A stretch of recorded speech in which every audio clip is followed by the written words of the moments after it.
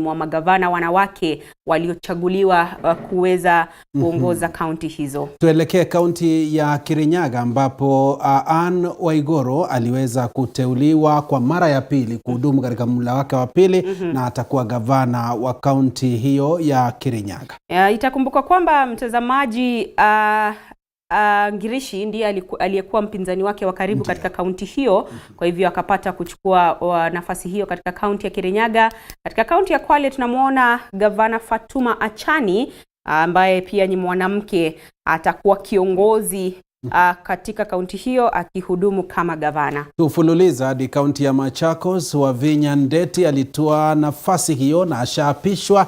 Yeye ndo gavana wa kaunti ya Machakos, Wavinya Ndeti. Haya, katika kaunti ya Meru, Kawera Mwangaza ambaye ndiye mwanamke wa kwanza kabisa kuwahi kuhudumu kama gavana katika kaunti hiyo ya Meru, aliteuliwa na wananchi wapiga kura wa kaunti hiyo kuhudumu kama mwanamke katika wadhifa wa ugavana. Tutupie jicho kaunti ya Nakuru ambayo hivi sasa kaunti hiyo ama Nakuru yenyewe ni jiji. Hivi sasa gavana ambaye ni Susan Kihika ameweza kuapishwa muda mchache uliopita na sasa yeye ndo gavana wa tatu wa kaunti ya Nakuru. Na mtazamaji, ni magavana wanawake waliochaguliwa katika uchaguzi wa Agosti 9 mwaka 2022 na tumeweza kuangazia kwa kina zaidi. Kwa sasa tunafululiza hadi katika mji wa Bungoma ambapo shughuli hiyo ya kuapishwa kwa gavana katika eneo hilo inaendelea, na yupo pale Moses Wetangula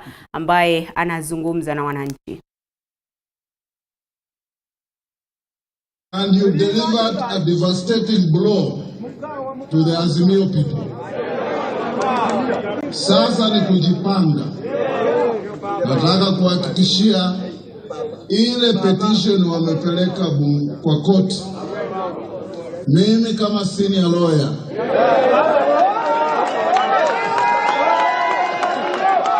nimeisoma, nimeichambua na nimeona hakuna kitu hapo.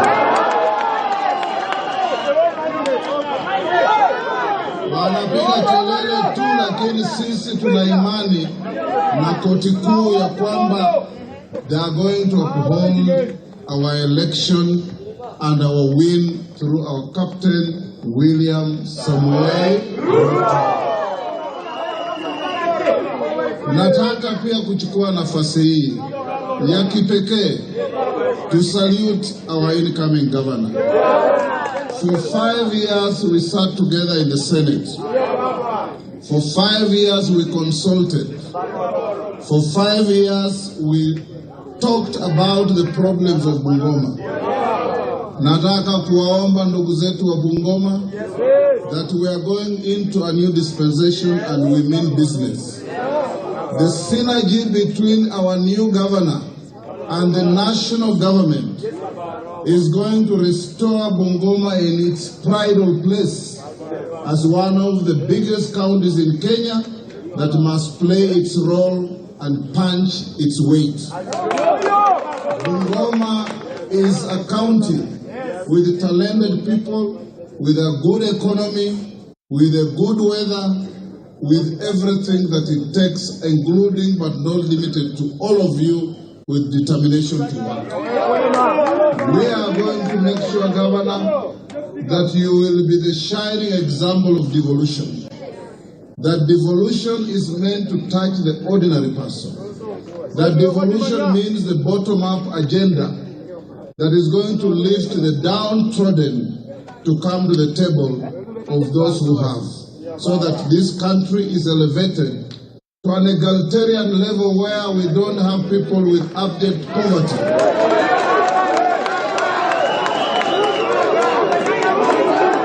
Today, as I finish, allow me in a special way to salute the judge who has sworn in our governor. Mama Roslyn Wendo was my classmate.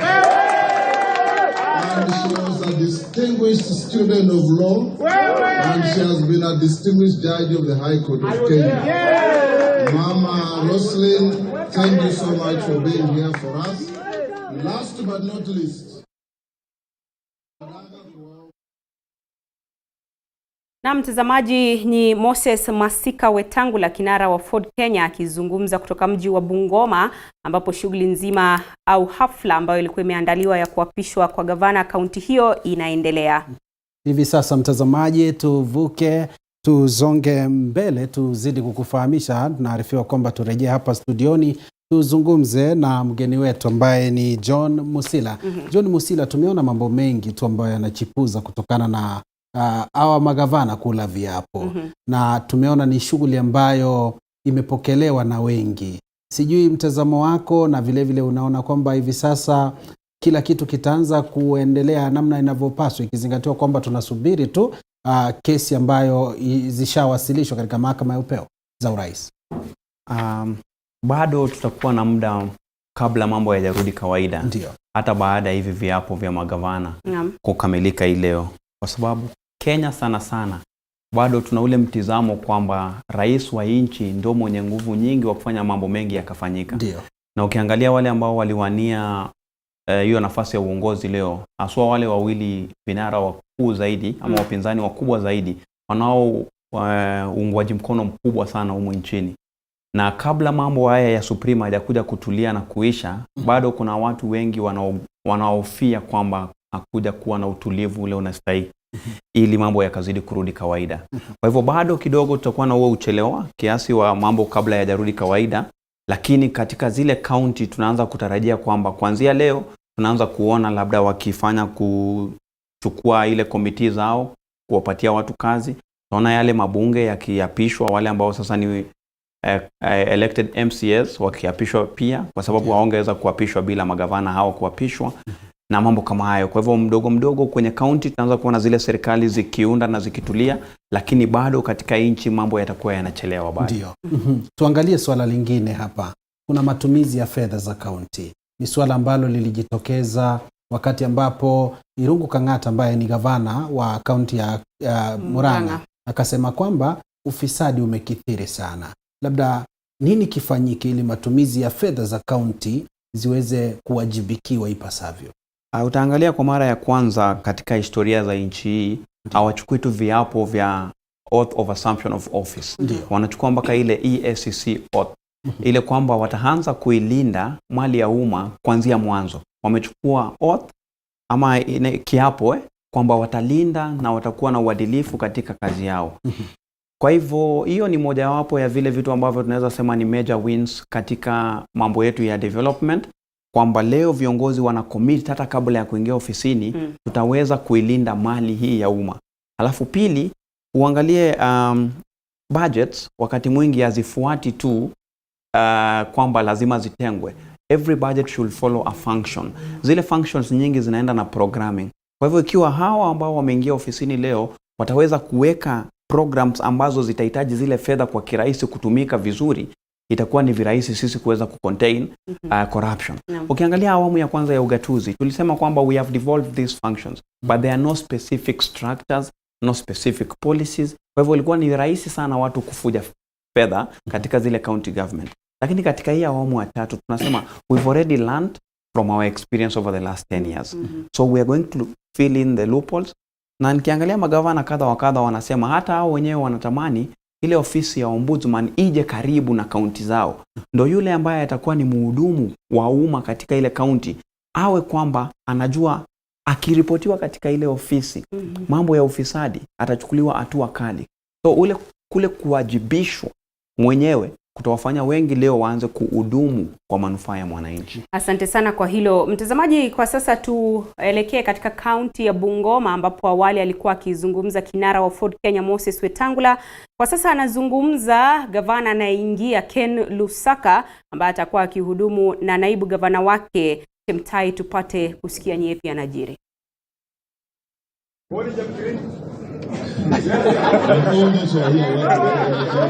Thank you so much. I now want to ask you to be silent so that I make my maiden speech. I stand on this podium for the third time, swollen with pride and full of expectation. I salute you. Today we gather here not to celebrate a victory of an individual or a party, but to celebrate and mark a new beginning, the rebirth of Bungoma County. I have just shown before you the people of Bungoma County, all Kenyans and the Almighty God, and I shall uphold my oath. I will protect the gains we have made as a country in general and Bungoma County in particular. Nelson Mandela aptly said, and I quote, "It's not where you start, but how high you aim that matters for success." Exactly 5 years and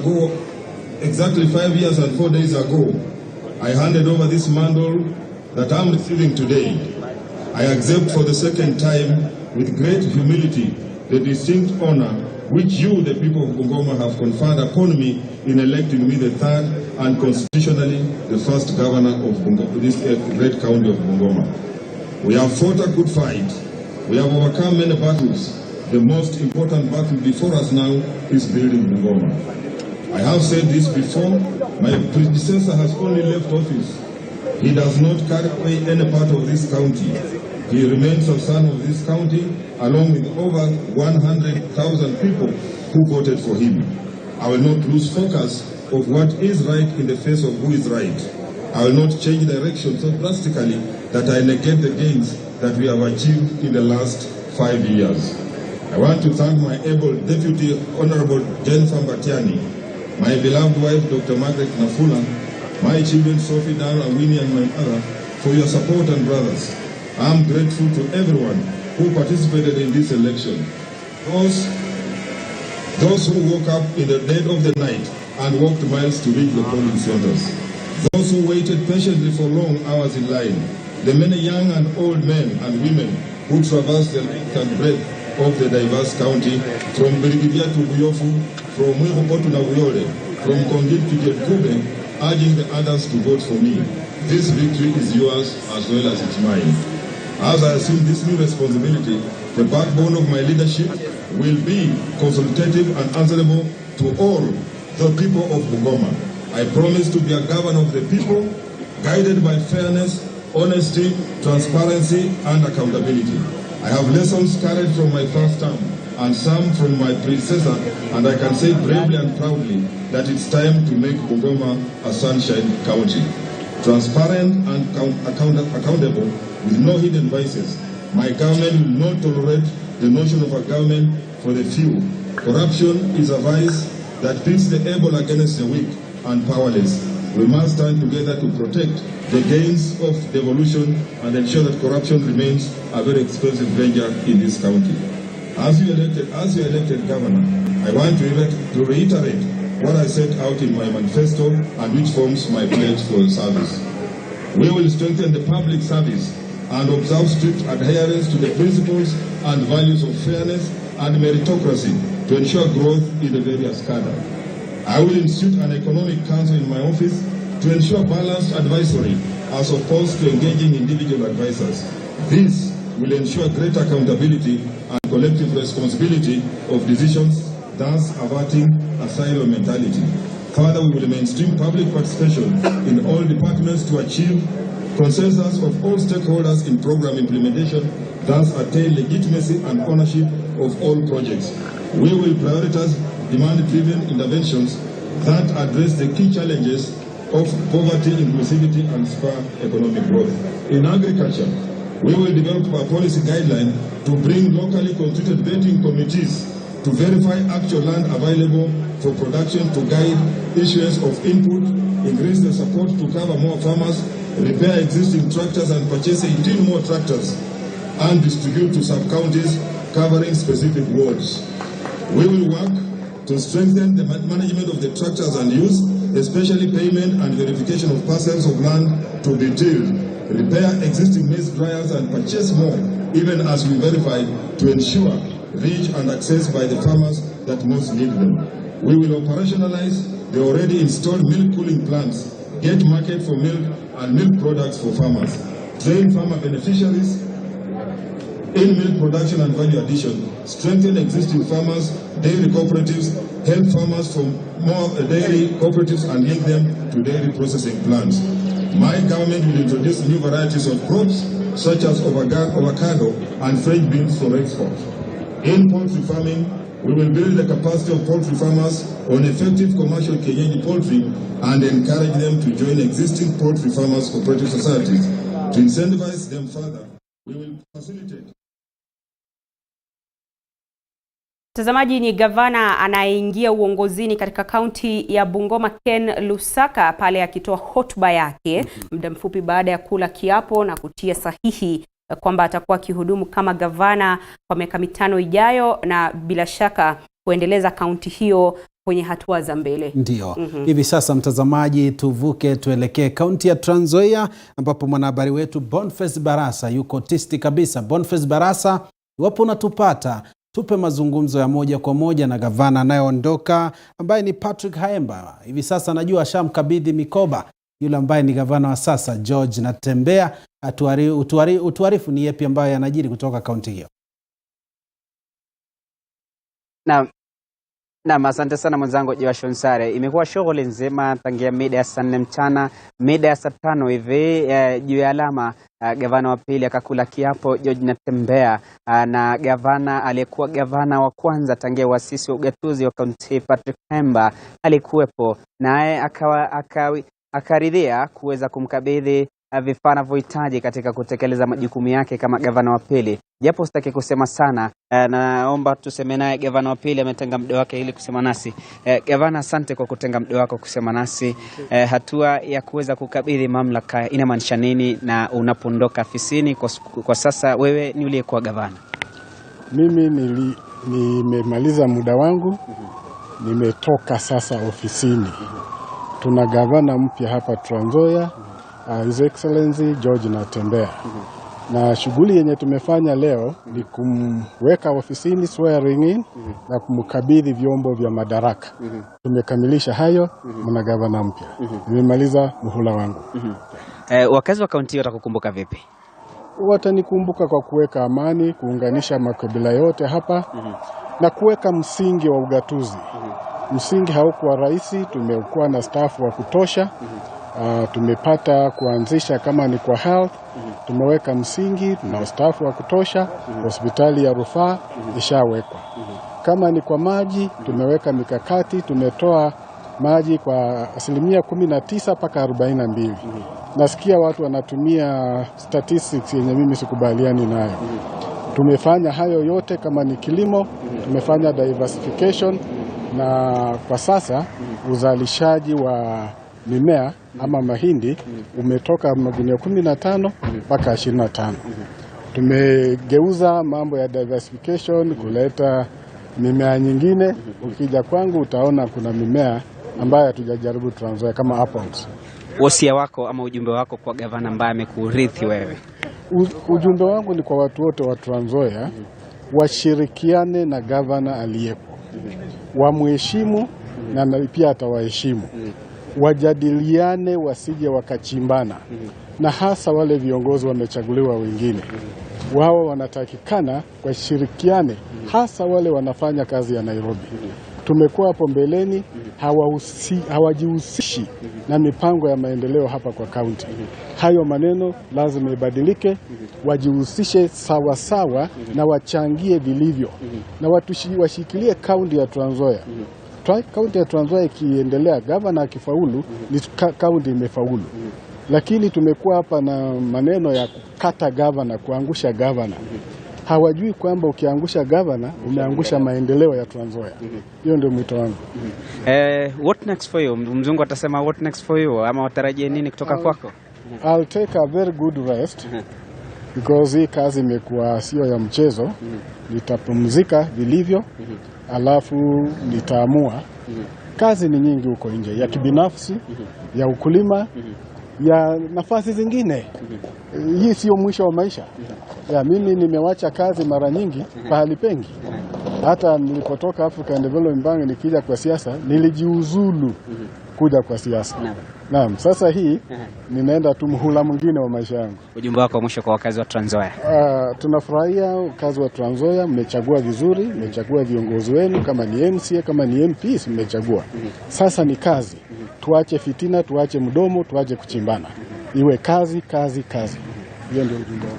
Naam, asante. Huyo ni aliyekuwa gavana wa kwanza wa kaunti Patrick Khaemba. Ameweza kupeana mamlaka na kupeana hata vile vifaa vinavyohitaji kwa gavana ambaye amechukua afisi hii leo, ambaye ni George Natembeya. George Natembeya ameingia katika mabuku ya historia ya kaunti hii kama gavana wa pili wa jimbo hili, na ameweza kuhakikishia wakazi wa kaunti hii kwamba ni wakati wa kazi. Yeye ataanza kuwatekelezea wakazi wa kaunti hii kazi, na kataka pia tofauti za kisiasa kuweza kuzikwa sawa na waziri wa ugatuzi Eugene Wamalwa, ambaye ameweza kuwataka magavana wapya ambao wamechaguliwa kutekeleza ama kuendeleza miradi iliyoanzishwa na magavana watangulizi, bali wasifutilie mbali miradi hii. Na pia vile viongozi wote waliohudhuria hafla hiyo wametaka tofauti za siasa kuweza kuzikwa. Gavana wa pili ameweza kuingia katika afisi rasmi, na ameweza kuingia katika afisi ya gavana rasmi dakika 5 hizo zilizopita.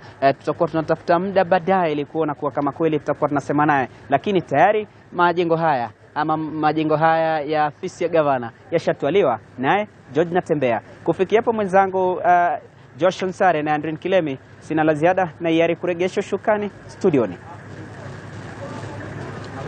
Boniface Barasa kwa kutupa taarifa hiyo kutoka kaunti ya Trans Nzoia, kaunti nambari 26, kutupakulia ni kipi kinajiri. Gavana anayeondoka na asharidhia akasema kwamba yeye ako na shughuli nyingi za kufanya na atakuwa anazifanikisha. Na kwa sasa tuelekee katika majengo ya bunge alipo mwanahabari mwenza Moige William, bila shaka akizungumza na wabunge wateule na hususan watakaokuwa akihudumu kwa mara ya kwanza kama wabunge. Kumbuka leo ndio ile siku ambayo wanapata maelekezi na utaratibu wa jinsi mambo yanavyoendelea katika majengo hayo ya bunge. Moige?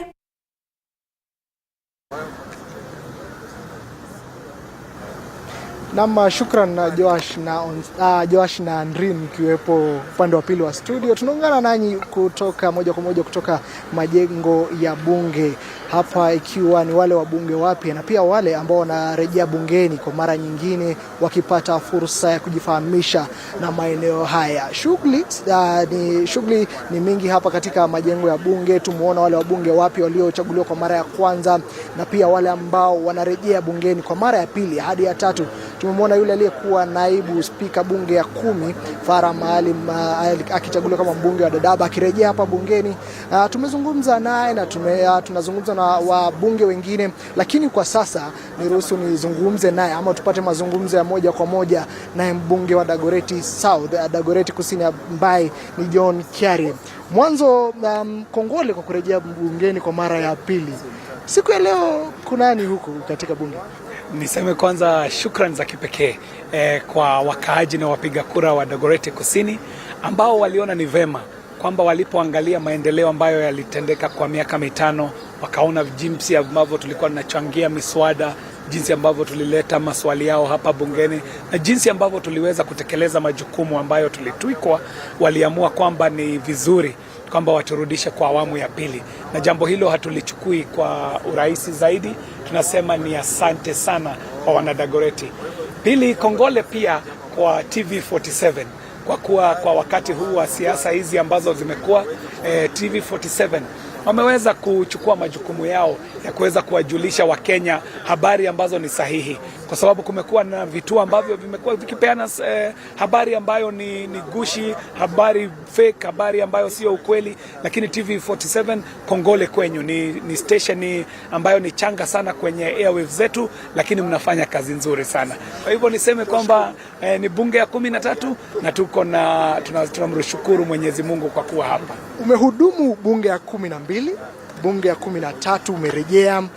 Wale wakazi wa Dagoretti Kusini wamekupa fursa nyingine. Tutarajie nini tofauti kutoka kwa wabunge, ama unatarajia nini mtafanya tofauti kutoka bunge ile awali na hii ambayo itaanza mwezi ujao?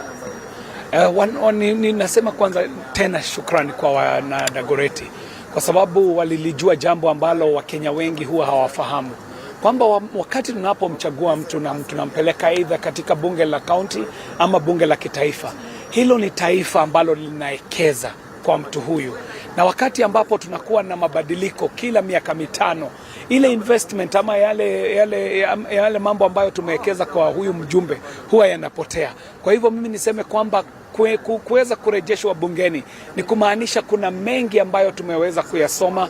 Kunayo mafunzo ambayo tuliyapata kwa bunge la 12 yanayohusu jinsi ambavyo tutawawakilisha wananchi wetu, jinsi ambavyo tutafanya oversight bora zaidi, jinsi ambavyo tutaweza kulobi kwa miradi zaidi, kwa sababu wakati wa awamu ya kwanza Wanadagoreti waliweza kuona juhudi zetu katika lobbying ya national budget, kupata kwamba tunapata vitita vizuri vya pesa vya maendeleo ambayo yanaonekana kule Dagoreti.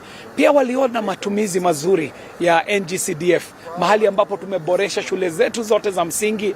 Tumeweza kujenga shule 5 mpya za upili katika awamu ya miaka 5. Tumeweza kuleta chakula cha wanafunzi wa shule za msingi za umma Dagoreti, the first school feeding program Kenya nzima. Tumeweza kutoa machifu wetu wote katika nyumba za mabati, tukawapeleka katika ofisi za kufana. Tumeweza kuleta vituo vya polisi. Kwa hivyo kwa wananchi wa Dagoreti, ningependa niwajulishe kwamba awamu hii tukiwa tuko ndani ya serikali itakuwa ni bora zaidi. Ni vile ambavyo Biblia inasema kwamba divai ya pili ilikuwa ni bora zaidi kuliko ile divai ya kwanza. Asante. Unahudumu kwa mara ya pili katika bunge hii. Nimekuona mkizungumza na mmoja wa wale wajumbe ambao watahudumu mara ya kwanza, sitataja jina, lakini kama tunavyojua ni siku ya kwanza shuleni.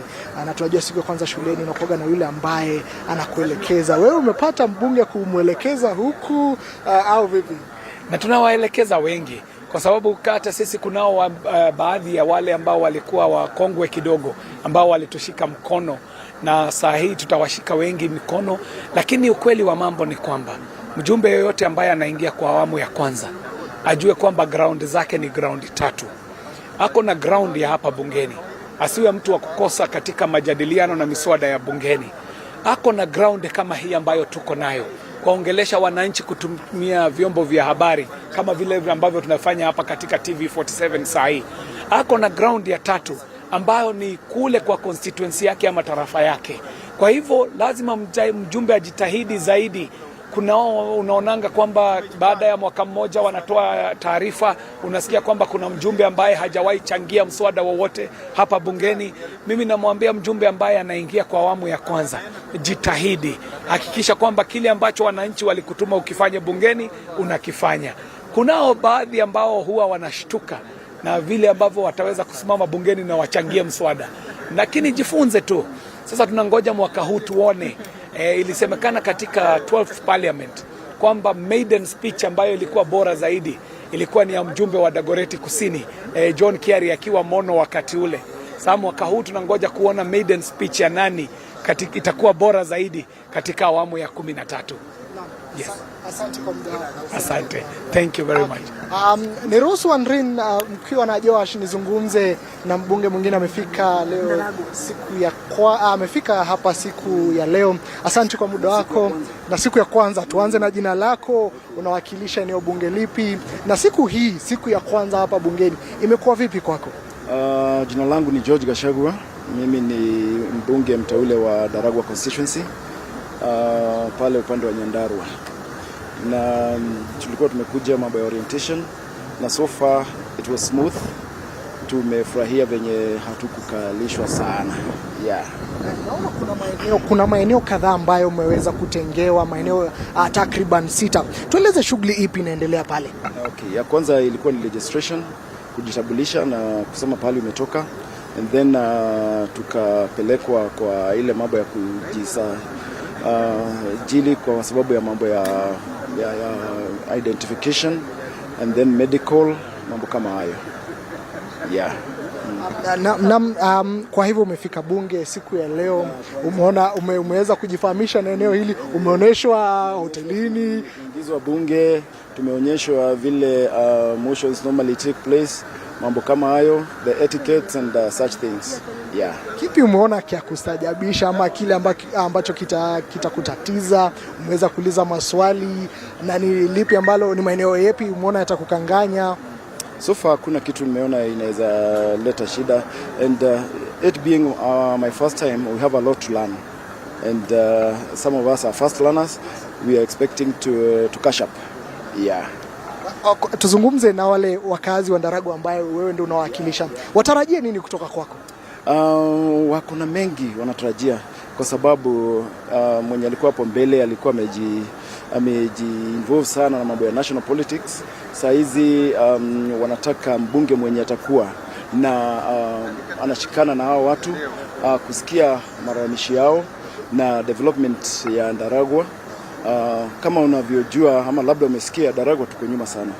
Itabidi sasa nijikakamue kabisa, niangalie ya kwamba vitu kama maji, barabara, vitu kama hizo zote zimekuja, at least tumekaribia wale wengine wako mbele. Yeah.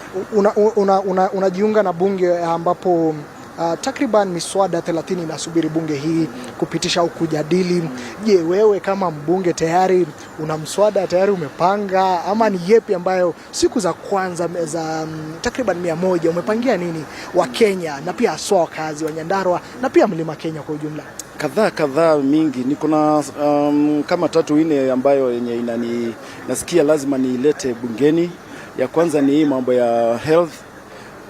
Unasikia watu wamelazwa hospitali, alafu mili mtu akikufa hospitali inakataa na mwili unashindwa ni ya nini. And normally, like I normally tell my people, a government that cannot bury its own is a dead government.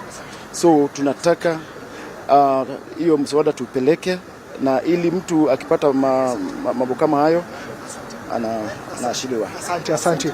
Na mpenzi mtazamaji, hapa tunaungana naye ni katika maeneo majengo ya bunge, wale wabunge wapya na pia wale ambao wanarejea tunazungumza nao. Lakini kwa sasa ningependa tuvuke moja kwa moja hadi kaunti ya Makueni ambapo gavana mteule Kilonzo Junior anazungumza. Moja kwa moja tuelekee kaunti ya Makueni. Wenza na nienda ndo alame usobia report lama maso vyo mituki nigenda to solve supplementary budget twambo mumande ya leo mumande ya mbeu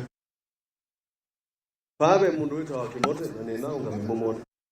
Na mtazamaji, ndo shughuli nzima ambayo tunazidi kukupeperushia kutoka maeneo mbalimbali. Tutakuwa tunarejea kaunti hiyo ya Makueni ambapo tutakuwa tunasikiliza ni kipi kinaendelea kujiri kutoka eneo hilo, na ikumbuke kwamba Kalonzo Musyoka ambaye ni kinara wa Wiper anahudhuria hafla hiyo ya kuapishwa kwa Mutula Kilonzo Junior. Na mkumbuka atakuwa anachukua nafasi hiyo kama gavana. Kwa hivyo ni maamuzi mwaka 2022. Mtazamaji, tunazidi kuangazia uapisho wa baadhi ya magavana katika kaunti tofauti. Kumbuka takriban magavana 45 wanakula kiapo siku ya leo kisheria, baada ya siku 10 tangu kutangazwa mshindi. Basi magavana wanastahili kula kiapo ili shughuli yao nzima ya kuweza kufanya kazi katika kaunti iweze kuanza rasmi. Na tumeona takriban magavana 8 ambao wamerejea kwenye nyadhifa hizo baada ya kubwagwa mwaka 2017. Wengine wakiwa ni 11 ambao watakuwa kihudumu pia kwa muhula wa pili, alafu wale 26 ambao watakuwa kiingia kwa mara ya kwanza. Na tumeona pia hali tofauti, vijana wakichukua nafasi hizo, wanawake wakichukua nafasi hizo. Bila shaka. Na mtazamaji, tukizidi kuzungumzia masuala haya hivi sasa, turejee hapa studioni. Tuko na mgeni ambaye ni John Musila. John Musila ni mchanganuzi wa masuala ya uongozi. Na John Musila, umeweza kujionea pia, tumeona kuna wale wabunge ambao ni wateule hivi sasa wanapewa wale maelekezi na vile vile kujifahamisha bunge linakuwa vipi, linafanya kazi vipi. Na tumeona wengi sana wameweza kuteuliwa, pia ni vijana. Na tukazungumzia swala hilo hapo awali, tukazungumzia kuhusiana na uongozi wa vijana. Ulisema ni sasa, si kesho tena. Labda tukiangalia uongozi sasa wa kaunti, tumeweza kujionea mambo kadha wa kadha. Unadhani kwamba hivi sasa wale wabunge, wale magavana ambao wameteuliwa watasuluhisha lile tatizo la mishahara ya wafanyikazi kutolipwa kwa wakati? Siwezi kusema kuna muujiza unaenda kufanyika Ndio, ili kuwe na suluhu ya mara moja kwa shida ambazo tunazo katika county. Lakini kwa kuwa na ile deliberate action na intention ya kwamba tunataka kuleta suluhu, inawezekana. Ukiangalia changamoto ile kubwa ambazo county government zote imekuwa nayo ni kwamba inategemea tu ule mgao kutoka kwa serikali kuu ili kuendeleza mambo yao katika county. Ndio. ilmradi ilikuwa ni matumanio kwamba wakati tutakuwa na hizi serikali za magatuzi yataweza kujitengezea wenyewe fedha za kuendeleza mambo yao pale katika county, on source revenue. Kwa hivyo ikiwa hao ambao watachukua serikali katika hii awamu wataweza kuzingatia zaidi kutengeneza fedha zao nyingi za ziada ili wakaweze kufacilitate miradi na kuweka labda hata salaries ziwe from on source, itakuwa ni rahisi kuweza komesha mambo kama yale ya delayed salaries na mambo kama yale. Kwa sababu ikiwa tutategemea exchequer tu kutuma pesa, na sisi tunajua ni tukubali kama nchi kwamba we are working in very constrained economic times, kwamba hata fedha zile za serikali ambazo tunazo hatuzipati kwa kiwango kwa muda unaofaa. Kwa hivyo pia kupatia county government haiwi rahisi vile. So lazima kuwe na deliberate action, lazima kuwe na ile commitment kwamba we must make devolution work and it must work from internally. Tusiwe tunaangazia tu expenditure ya county government. Tuangazie pia how was this county government able to raise resources zao wenyewe ili waweze kuwa mambo yao yanaendelea hata kabla ule mgao wa serikali kuu hujafika katika magatuzi. Naam. Haya, tuangazie swala hili la madeni yaliyosalia, manake mojawapo ya changamoto kuu ambayo labda hawa magavana ambao wanaingia katika ofisi hizi siku ya leo watakumbana nayo ni madeni katika kaunti hizo. Na tulimsikia awali Irungu Kang'ata akizungumza kutoka kaunti ya Murang'a na akiwaeleza wale wakazi kwamba iwapo basi ataweka kipaumbele kulipa madeni, inamaanisha kwamba shughuli ya maendeleo itarudi nyuma. Sijui labda maoni yako ni yepi kuhusiana na uongozi wa aina hii ambapo umeingia ofisini, umepata madeni hapo, ilhali unatarajiwa kwamba ufanye maendeleo katika kaunti hiyo. So kwanza ni lazima tukubali haya madeni yametokana na nini. You know, there are things you cannot avoid. Uwezi, ndio hapo awali nilikuwa nimesema, ukiangalia jinsi hizi serikali za ugatuzi zilibuniwa, kuna vitu vingi ambavyo vilisababisha lazima watakuwa na madeni. Ndio. Kwa hivyo pia lazima tuwe tuna mpango sawia wa kwamba tunatamani tulipe madeni, lakini tusilipe madeni tusimamishe miradi ya maendeleo katika kaunti zetu.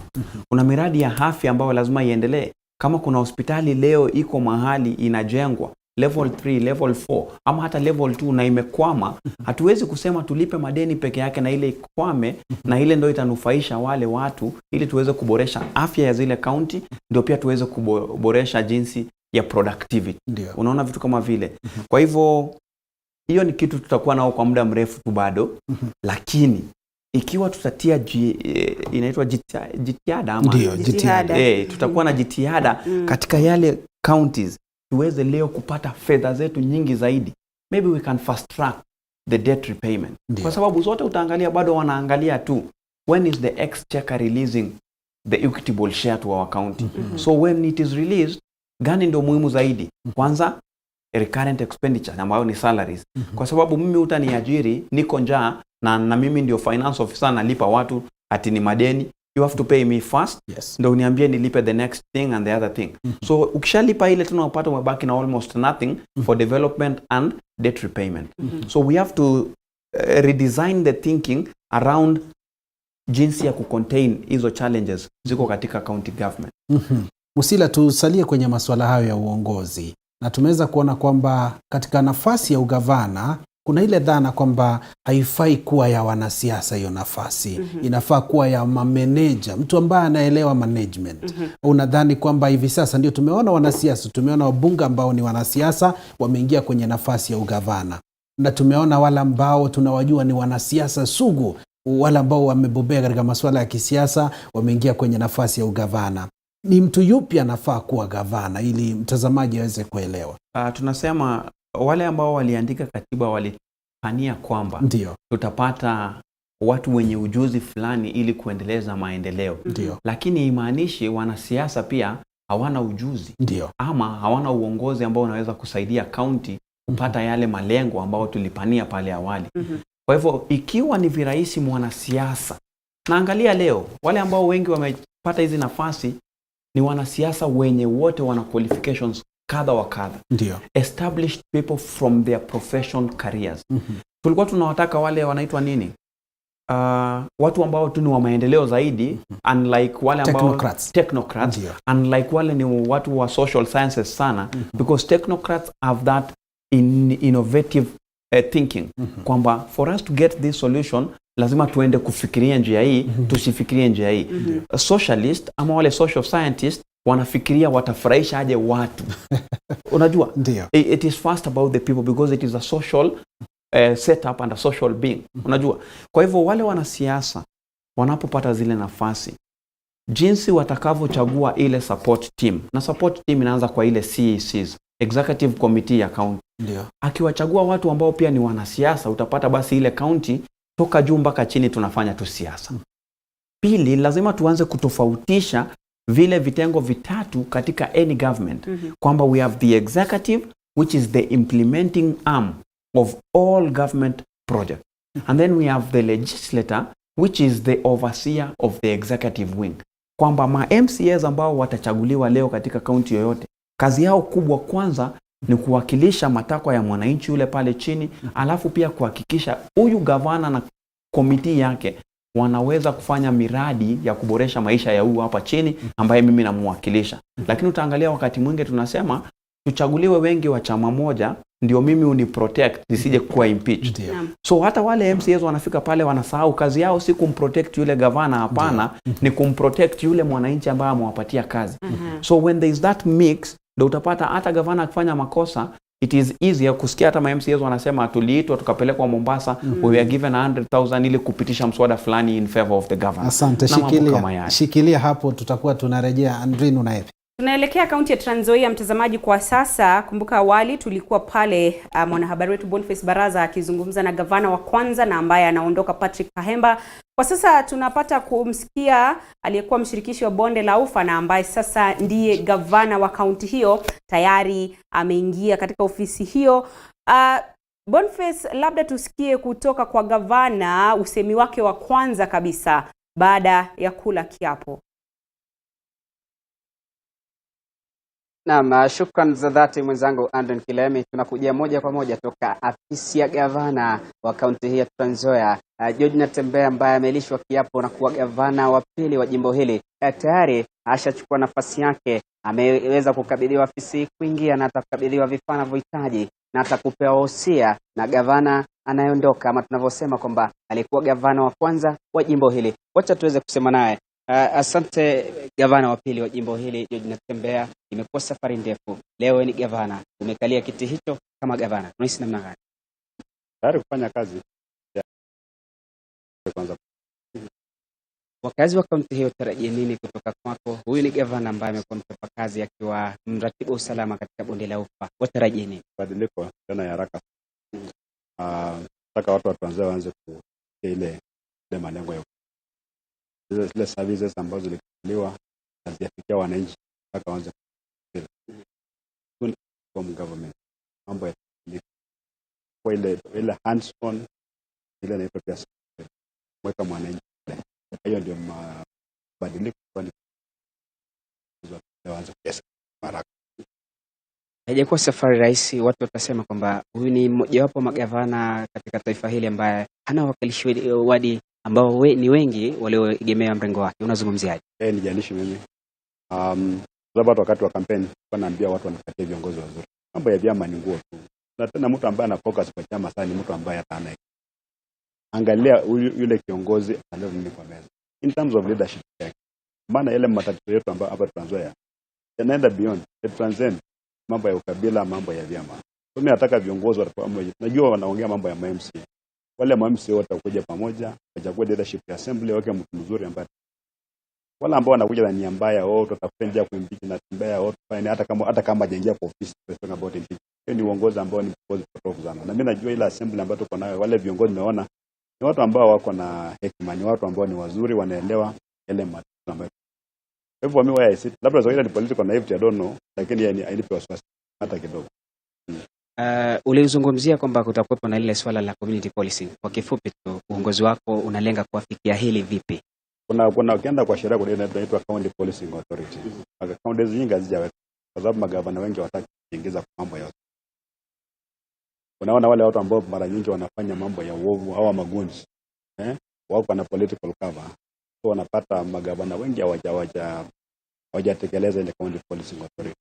Alafu napata gavana uko pale lakini hauna usemi wote katika hii sheria ime provide your window. Ndio tutafanya. Najua ratiba yako ina shughuli pevu. Ujumbe wako mwisho kwa wana Trans Nzoia kama gavana wa pili tumalizie kisha uondoke. Matumaini. Wasipoteze matumaini. Lose hope about like watu wana matumaini wakijua kwamba mambo. Na asante kwa kutenga muda wako kusema sisi, tunakutakia kila laheri kama gavana wa pili. Asante. Huyo ni gavana wa pili George Natembea akisema nasi hapa moja kwa moja, na anaondoka. Amekuwepo ofisini mwake na amekuwa na gavana anayeondoka aliyekuwa gavana wa kwanza wa jimbo hili Patrick Haimba, akiweza kumuonesha jinsi afisi hii ilivyo ama jinsi mambo yalivyo. Huyu hapa anaingia katika gari lake ili kuweza kuondoka na kufuatilizia shughuli na ratiba ya leo, baada ya kula kiapo na baada ya kuchukua hatamu rasmi ama hata ushukani rasmi wa kaunti hii. Atakuwa anaongoza kaunti hii kwa takriban miaka 5, na tutakuwa tunabaini mwisho wa siku baada ya miaka 5 kama kweli atakuwa ameweza kutekeleza yale yote ama ahadi zote aliweza kunadi kwa wakazi wa kaunti hii, na hata kuwashawishi kumpigia kura kama gavana wa pili. Kufikia hapo, Andrew Kilemi, siku zote tunasema ngoma ikichezwa sana upasuka kiwambo. Ni ruhusu nizame kwa sasa. Kwako Andrew Kilemi. Asante sana Boniface Baraza kutoka mji huo wa Kitale, kaunti ya Trans Nzoia. Bila shaka tayari ofisi imeshachukuliwa na ambaye sasa atakuwa kiongoza kaunti hiyo. Asante sana kwa kufanya mahojiano na bila shaka kwa kutupatia taswira kamili ya jinsi mambo yalivyo kutoka gatuzi hilo. Ni ishara tosha kwamba Onsare baada ya kula kiapo kazi imeanza rasmi. Bila shaka. Na hivi sasa acha tumshirikishe Musila kwa kifupi. Musila, ili swala la viongozi sasa washachukua hizo nafasi zao.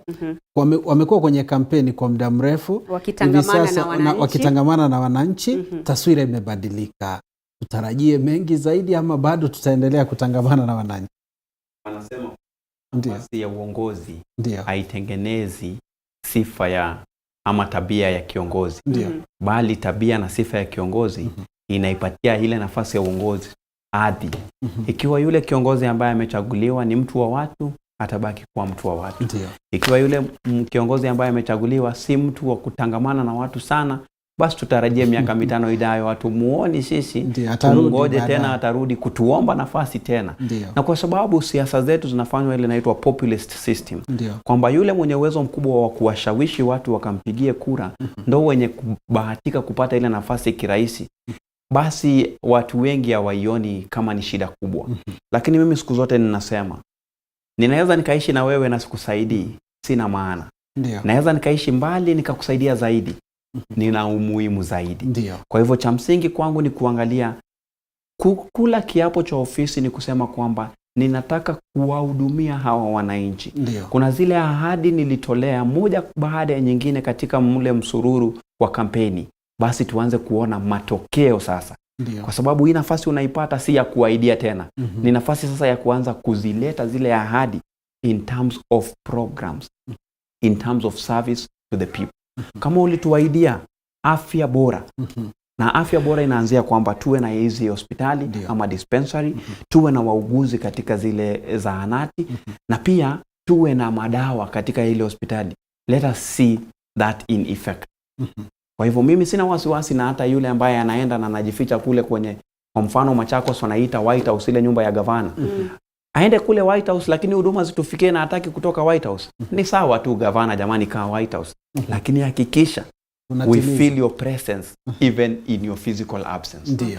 Asante sana. Naam, mtazamaji, kwa sasa tuelekee katika kaunti ya Murang'a. Kumbuka mwanahabari wetu Mike Kagwongo amekuwa akihudhuria kuapishwa kwa gavana Irungu Kang'ata. Kwa sasa unavyoona kwenye kiwambo chako, atakuwa anazungumza na baadhi ya viongozi walioshiriki kuapishwa au shughuli nzima ya kuapishwa kwa gavana huyo Irungu Kang'ata ambayo ilifanyika asubuhi ya leo.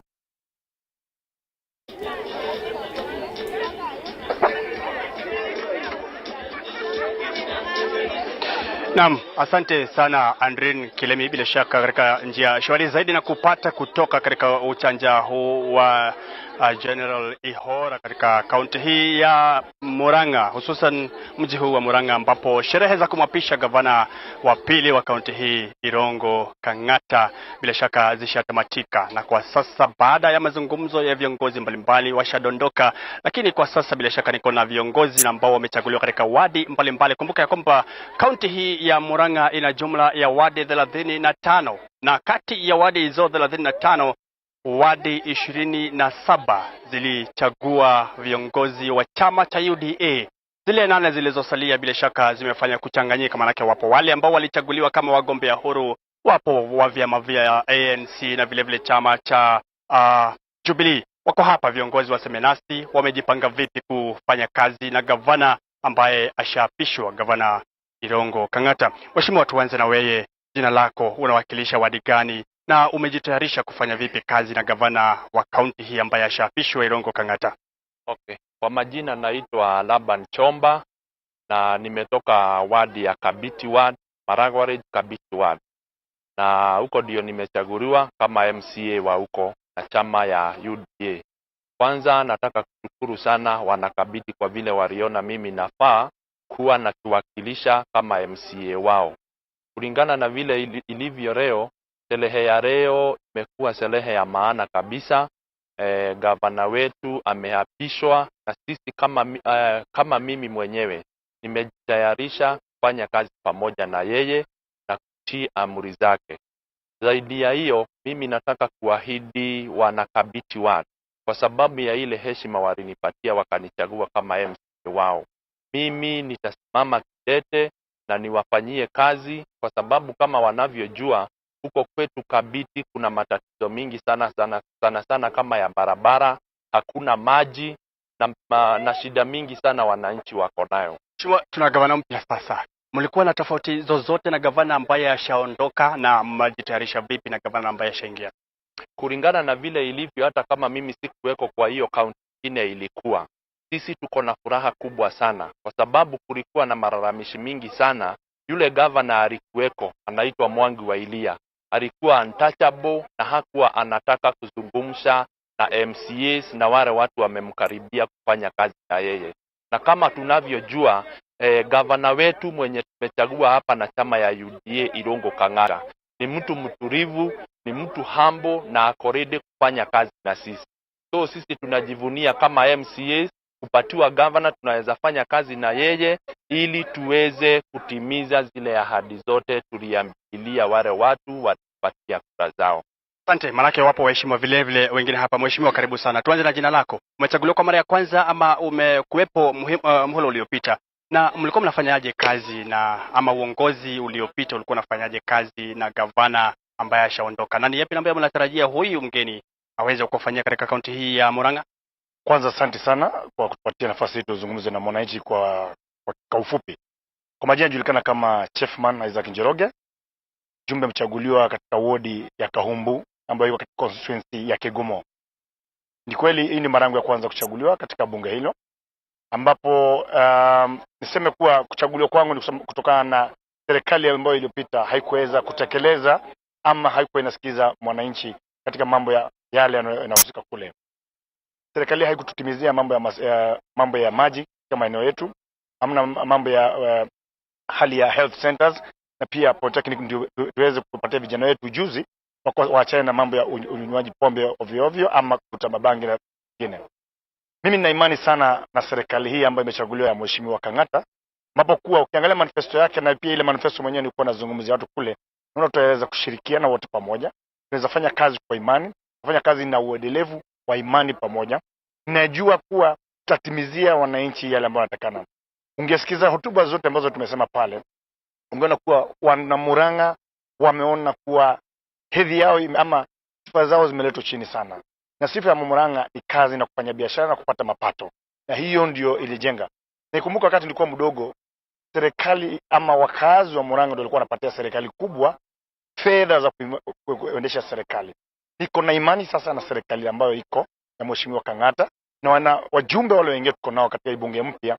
Tutashirikiana bila vita, tutashirikiana bila uoga, Tushirikiana na uendelevu wa kusema kuwa tutapeana hela kutokana vile kana. Ungekuwa kama jana wakati tulikuwa tunachagua viongozi wetu, tulishirikiana pamoja kuchagua majority leader na chief whip. Na wakati tulichaguana, tulichagua sababu tunataka ile ambayo hatukusukumiwa na mtu yote. Tulisikizana wenyewe. Kwa hiyo mimi naona Murang'a sura yake ikiimarika na ukiendelea. Uko una uhakika hamkusukumiwa na gavana? Hatukusukumiwa, maana kama tungesukumiwa hakungekuwa pale. Sisi tulifukuza watu kutoka nje. Wale walikuwa wametumwa na gavana waweza kujisikiza wenyewe.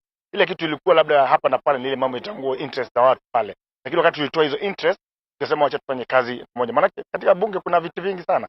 Na ile Wanjiku anataka kusikia si mapigano ya vita. Wanjiku anataka kusikia vita ya ufanye kazi katika ward level na Murang'a yote kwa jumla. Yeah. Asante sana mheshimiwa. Shukrani. Mheshimiwa, karibu sana. Wewe vile vile umechaguliwa. Je, ni mara ya kwanza?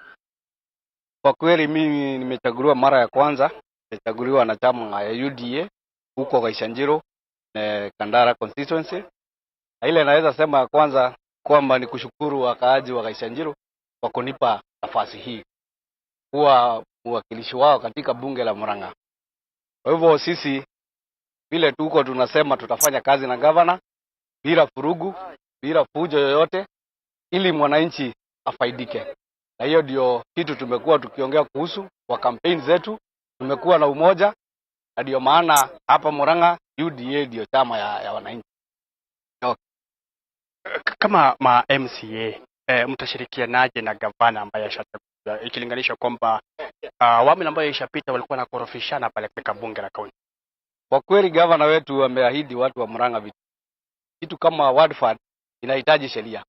Sisi kama nyumba ya Murang'a County tutatengeneza sheria ili kushirikiana na gavana kudeliver hiyo kitu aliambilia wananchi ward fund, ili tuweze kutengeneza barabara, kutengeneza maji, na pia mambo yenye inahusu NHIF tuhakikishe wananchi wamefaidika vile tuliowaahidi. Na inaonekana wewe ni mwakilishi wa vijana vile vile, manake bado wewe ni kijana. Vijana mmewapangia vipi? Maana nimesikia gavana katika mazungumzo yake amesema kwamba vipo vitita vya pesa ambavyo vimetengwa kuhakikisha kwamba vijana wanapata biashara ama pesa za biashara ambazo kwa muda wa mwaka mmoja hawataitishwa tax ama riba yoyote. Hiyo ni kweli. Hii yote tukiwa bunge, hii mambo yote itasaidika kama tutafanya kazi pamoja na gavana. Hiyo mambo yote ya vijana, tunajua hiyo ni swala nyeti katika nchi yetu, kwamba vijana hawana kazi. Na kama kwamba tutawapea pesa bila kuwaitisha interest, kweli watajifaidi. Tunaona kuna shortage ya vitu kama mayai. Hii support wa vijana wanaweza kuwa wakulima. Wao watakuwa wanajifaidi wenyewe, na sisi hapo tutakuwa tumetengeneza kazi. Na tena ikiwa barabara zinatengenezwa katika ward zetu, vijana wapewe kipaumbele. Hata kama sio lazima tingatinga iletwe, vijana wanaweza lima barabara, ili mtu apate mapato hiyo siku, ngoje hiyo siku. Hapo ndio tutaona tumesaidia wananchi. Kwa hivyo kwa watu wa Gaishanjiro, asanteni sana. Mimi ni wenyu Kamunywa, na nitaendelea kufanya kazi na gavana bila fujo, bila vita. Na tutafanya kazi ili wananchi wa Murang'a asaidike. Asante sana. Shukran. Bila shaka Andrin Kilemi, hawa ni viongozi ambao washachaguliwa katika kaunti hii ya Murang'a, wawakilishi wa wadi. Kwa sasa niruhusu muda mfupi tu niseme na vijana ambao ni wawakilishi wa vijana wengine katika hii kaunti ya Murang'a. Gavana wa awali aliyeondoka alikuwa anawaahidia sana wakazi wa hapa, ndugu yangu, alikuwa anawaahidia sana wakazi wa hapa mimea. Nilisikia gavana akizungumzia pale mimea mbalimbali. Ninyi vijana mliahidiwa yepi, na kwa sasa mshahidiwa nini, na mna matarajio yepi na gavana mgeni? Haya, asante. Kwanza na jina. Mimi naitwa Kariuki Ngunjiri, National Youth Leader chama cha UDA.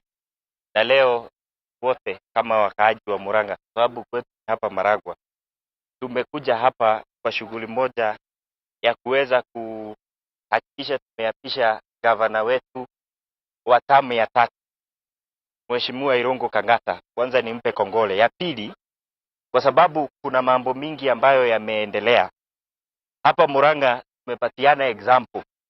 Leo hii tukiongea, gavana wetu hapa, he is a youthful person, na deputy governor wake he is a youth kulingana na definition ya youth katika katiba na UN Charter. Kwa hivyo tunajivunia sana serikali hii ya vijana hapa, na sisi katika chama chetu cha UDA na muungano wa Kenya Kwanza tunataka kuhakikishia wale wote ambao wamekuwa wakiangalia uongozi wa vijana kwa njia ambayo ni ya kuwa na hope ya kesho. It is guaranteed in this government ya UDA na ya Kenya Kwanza, sio mimea peke yake, kwa sababu vijana hapa wengi hawana mashamba. Tunazungumzia kuhusu mambo ya kuimprove talent ya vijana. Tunazungumzia kuhusu mambo ya kusaidia vijana katika shule za ufundi na teknolojia. Hiyo ni policy ambayo kiongozi wetu His Excellency William Ruto alisign katika chata yetu ya vijana. Mimi wakati ambapo tulikuwa tunashirikiana nikiongoza huko Nyayo Stadium. So yote yenye itakuwa ikifanyika hapa, pia yeye katika mkataba wa kiuchumi na watu wa Murang'a aliweza kuandikiana na wananchi wa Murang'a ya kwamba ABCD atafanya, na pia vile vile sisi ambao tulikuwa katika youth charter tuliweza kuandikiana na yeye baadhi ya mambo ambayo tunafikiri vijana wetu hapa chini, mambo ya talent development, mambo ya kumake sure vijana wetu wamepata ujuzi kwa technical and vocational training centers, mambo ya mabasari kwa wale ambao wanasoma, mambo ya kuhakikisha ya kwamba vijana wetu wamepata ajira. Na hiyo yote itatokeana na ile plan ambayo hata gavana wetu hapa Irungu Kang'ata ameweka kwa afya, kwa mambo ya agriculture, kwa mambo ya manufacturing. So let us say today is a new dawn for the youth of this county, and we expect that going forward the government that has been installed today will not let our youth down. Asante. Niseme na wa mwisho tafadhali kwa sababu ya muda, tujuze alichaguliwa akiwa gavana mdogo ama diwani mdogo sana miaka 22 mwaka 2002. Anasema kwamba kuna mipango ile plan ambayo ashapanga kufanya na vijana. Mnamwamini? Wacha niseme ya kwanza, kwa majina ni Moses Kariuki, kijana hapa Murang'a, na sana sana wale vijana waliokuwa katika uongozi wa UDA. Kwa hivyo sisi wenyewe tunaamini na ile mambo tunasema bottom up. Na Kang'ata kwa kusema venye umeuliza, huyu ni kijana ama ni mtu mwenye alichaguliwa akiwa na miaka dogo sana. Nafikiria ni miaka 19 wakati alikuwa pale katika chuo kikuu cha Nairobi akiwa diwani. Na amepanda, amekuwa member of parliament, amekuwa senator na sasa ni governor. Kwa hivyo tukiongea mambo ya bottom up, hapa Murang'a tumeona imefanyika through kiongozi wetu na governor kwa leo Irungu Kang'ata. So mimi kwa hiyo kwanza naamini na hiyo mambo ya bottom up, kwa sababu yeye mwenyewe hata akipiga kampeni yake na sera yake alikuwa anasema nyinyi mlinishika mkono bila kitu kutoka pale diwani, sasa nimekuwa governor ama sasa nataka governor na najua hamtaniachilia. Sikuwa na kitu, lakini juu mnaamini uongozi kutoka pale chini kupanda juu, ama mnaamini na ile empowerment tunaita bottom up, mimi namuomba kwa hii mkodo ya mwisho mnishikilie nikuwe governor wenyu wa Murang'a. Na ya pili, wacha niseme kama venye kiongozi mwenzangu hapa na kiongozi wa vijana Kenya mzima, nikimalizia, Kariuki Ngujiri amesema ni kwamba sisi tumekuwa katika harakati ya kutengeneza hii manifesto ya bottom up. Tumezunguka Kenya mzima tukipigia debe William Samoei Ruto awe kiongozi wetu, kwa sababu ya kwanza, ukiangalia Mount Kenya sisi ni kilimo na biashara sana sana. Hata ingawa pia kuna vijana wengi sana hawana kazi ama ile tunaita ajira, Dr. William Samoei Ruto amepigwa kura sana hapa Mount Kenya kwa sababu alitembea na manifesto ya bottom up. Ni kumaanisha ya kwamba ajira ama ile tunaita biashara pia na kilimo, yote ni lazima kwanza uangalie ule mtu wako pale chini, kwa sababu tunasema ukiangalia Kenya hii na Afrika mzima kitu inaitwa kilimo. Hiyo ndio tunasema ni mainstay ama hiyo ndio kila mtu anafanya. Tunaangalia we are talking about 40% agriculture ikisupport more than 40% of this population. Naelewa ya Kenya kikazi. So tunasema akiangalia mambo ya kilimo atakuwa ameguza Mkenya wote. Ya pili ni biashara na ni mahali Mount Kenya wako. Akiguza biashara tena, Kenya hii kila mtu mwenye anakaa hapa Kenya either directly or indirectly ako kwa biashara. Kwa hivyo tena akiangalia ama akiguza mambo ya biashara ataguza Mkenya wote. Kwa hivyo sisi wenyewe tunaamini na hiyo manifesto yake ya bottom up. Yes. Shukrani sana. Bila shaka Andrew Kilemi, nikiregesha usukani kwako, hawani vijana wawakilishi wa vijana wenzao katika kaunti hii na vile vile kitaifa. Kumbuka kwamba gavana amechaguliwa na takriban kura 1256 dhidi ya mpinzani wake wa karibu ambaye alichaguliwa na kura 91,000 ambaye bila shaka alikuwa katika chama cha Jubilee. La ziada halipo, nitakuwa naregesha usukani kwako kwa sababu hapa tutakuwa tunajaribu kupanga tu tuone ni vipi ambavyo mtazamaji wetu atapata taarifa za saa 1 na vile vile mida ya saa 3. Kwako studio. Shukrani sana Mike Kagwongo, mwanahabari wetu kutoka gatuzi hilo la Murang'a. Bila shaka ni shughuli nzima ya kuapishwa kwa magavana kutoka kaunti zote 45. Amekuwa akifuatilia taarifa hiyo kutoka kaunti ya Murang'a ambapo aliapishwa Daktari Irungu Kang'ata kuhudumu kwa muhula wake kama gavana. Awali alikuwa akihudumu kama seneta. Bila shaka mtazamaji, tumekuwa tukikupa matukio na vile vile matokeo. Tunazidi kufanya hivyo ili uzidi kumakinika, ujue gavana yupi kaingia ofisini na hali itakuwa vipi kwenda mbele, tukisikiza zile ahadi ambazo wanazidi kuzitoa kuhusiana na namna walivyokuwa wakiziahidi wakati wa kampeni. Na itakumbukwa kwamba Onsare tunazungumzia magavana 45. Ndiyo. Kwa sababu chaguzi katika kaunti 2 bado hazijafanyika, nazo ni kaunti ya Kakamega na vile vile kaunti ya Mombasa. Wanatarajiwa kufanya shughuli nzima siku ya Jumatatu. Haya, tunarejea hapa studioni mtazamaji, tunazidi kuangazia awamu za uongozi hususan kwa magavana, na tunaye mtaalamu wa masuala ya uongozi John Musila ambaye anazidi kutusaidia katika kuchanganua masuala mazima, hususan tukiangazia jinsi ambavyo kaunti zinastahili kuendeshwa. Awali tulikuwa tumegusia swala la ni mtu wa aina gani ambaye anastahili kutoa uongozi wa kaunti kama gavana. Kadokeza kwamba kulikuwa na lile pendekezo kwamba wale watakaokuwa wakichukua nafasi hizo wawe ni watu ambao wana tajriba katika uratibu wa mipango. Lakini ilivyo hali sasa hivi ni kwamba pia wale wanasiasa wanachukua nafasi hizo. Kwa hivyo sijui iwapo patakuwepo na tofauti katika kaunti ambapo labda ni meneja ambaye ana uzoefu wa kufanya utaratibu wake na uratibu wa mipango katika kaunti moja, tofauti na katika kaunti nyingine ambapo ni mwanasiasa ambaye amechukua nafasi hiyo. Musila? Sijui kwa nini tunasema wanasiasa wamechukua. Kwa sababu sidhani kama kuna mtu anasema kazi yake Januari to Januari ni wanasiasa tu. Hapana, tunatumia mfumo wa siasa kupata uongozi wa aina yoyote ile. Especially uongozi kwa ile executive wing ni rais na gavana. Uongozi wa legislation ambao ni wabunge na MCAs, tunatumia tu siasa. Kungekuwa kunao njia nyingine ya kuchaguana, labda hatungekuwa na hivi vitu vinaitwa siasa labda. Kwa hivyo wengi, hata ukiangalia mwaka huu umekuwa na swali kubwa, kwa nini wale wengi ambao wanaomba MCAs ni watu wenye tajriba fulani, si watu tu ambao wamejitokeza tu kwa sababu wameona wanaweza kuzungumza. Utapata maengineer wengi wameacha kazi zao nzuri za engineer waje kuomba nafasi ya uongozi kwa sababu wanajua umuhimu wa contribution ya professional skills katika ile kazi ya uongozi ama ile nafasi ya uongozi.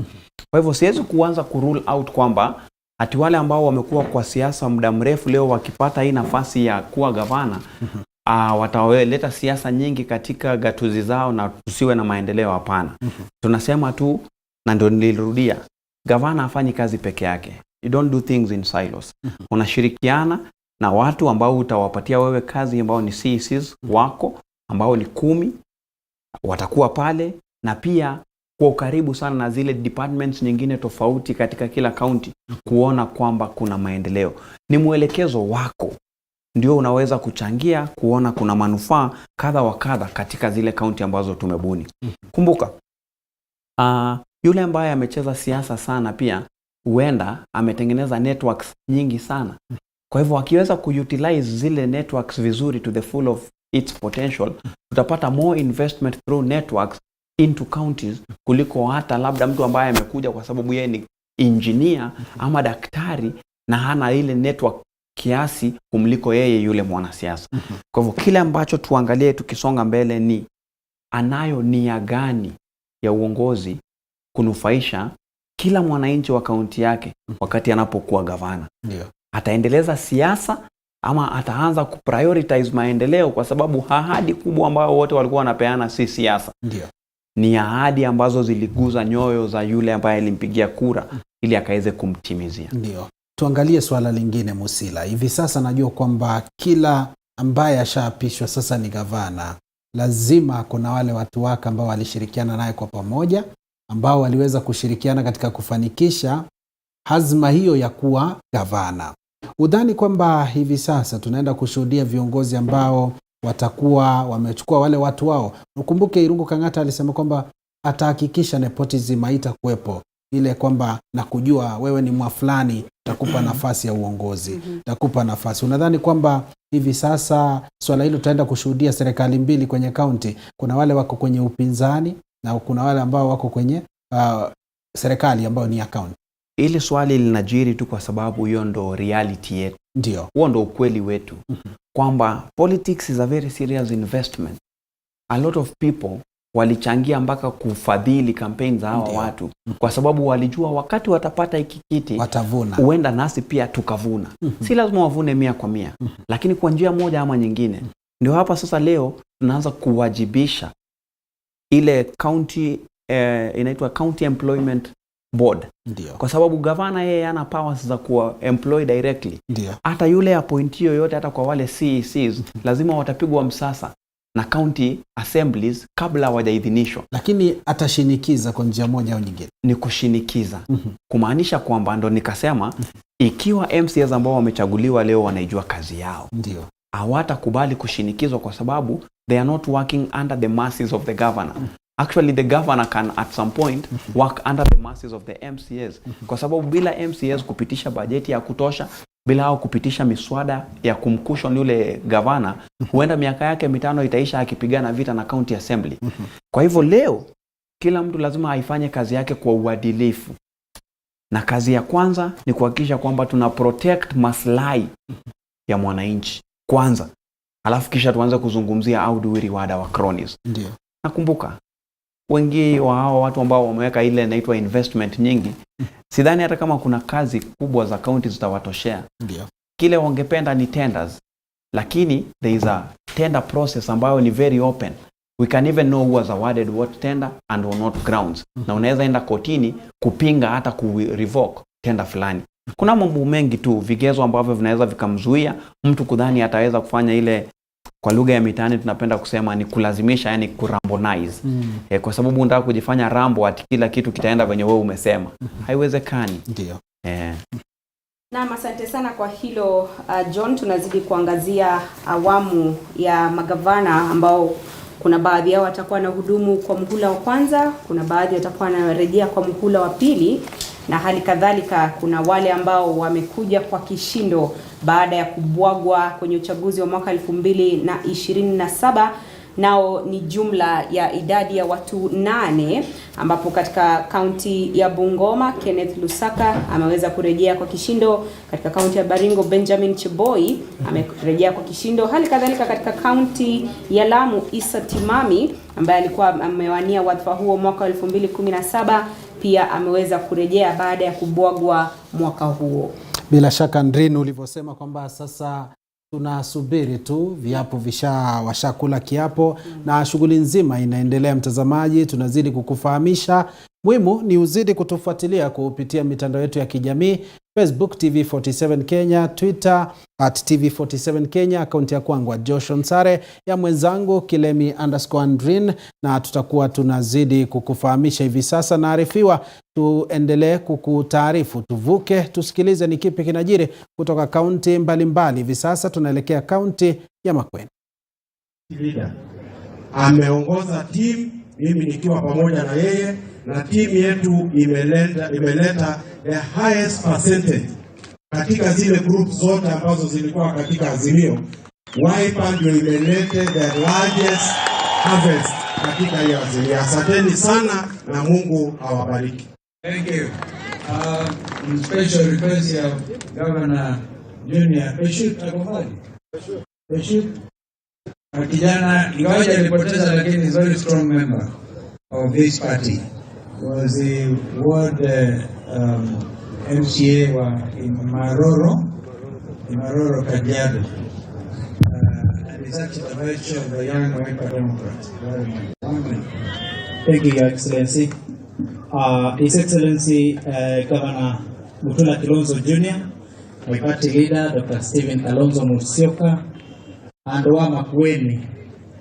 Mwaseo wengi. Basi, Your Excellency, we are just here to convey our congratulatory messages to my brother and friend, Governor for Makueni, and to wish him the best as he steers Makueni to another level. Your Excellency, we are grateful for your mentorship and leadership in Wiper. Thank you very much, and God bless all of us. Thank you. Basi, kwa kifupi sana, naleta salamu zenye furaha na shangwe kwa ushindi mkubwa sana wa kijana yetu Mtula Kilonzo Junior pamoja na team ya Wiper. Munisaidie tuwapigie makofi. Junior was a team leader and you did well. Imesemekana wazi kwamba Makueni ndio imeongoza kwa matokeo bora ya uchaguzi ambao bado hujakamilika, unaendelea. Keshukuta watachaguana Kitui Rural kwa sababu IBC walichanganya mambo yao. Na hii ni sababu moja tunaona walikuwa na nia mbaya, kwa sababu wanaleta ile inaitwa voter suppression. Imagine Kitui Rural wanasema kulikuwa na shida. Ile nisichanganye. Junior, I want to congratulate you and the team. Mheshimiwa Senator Maanzo, and that is why I say to it, I was here na situ masito. Wetaka na kitonga wakeka na satio. Waketa mundu keka kunu bani.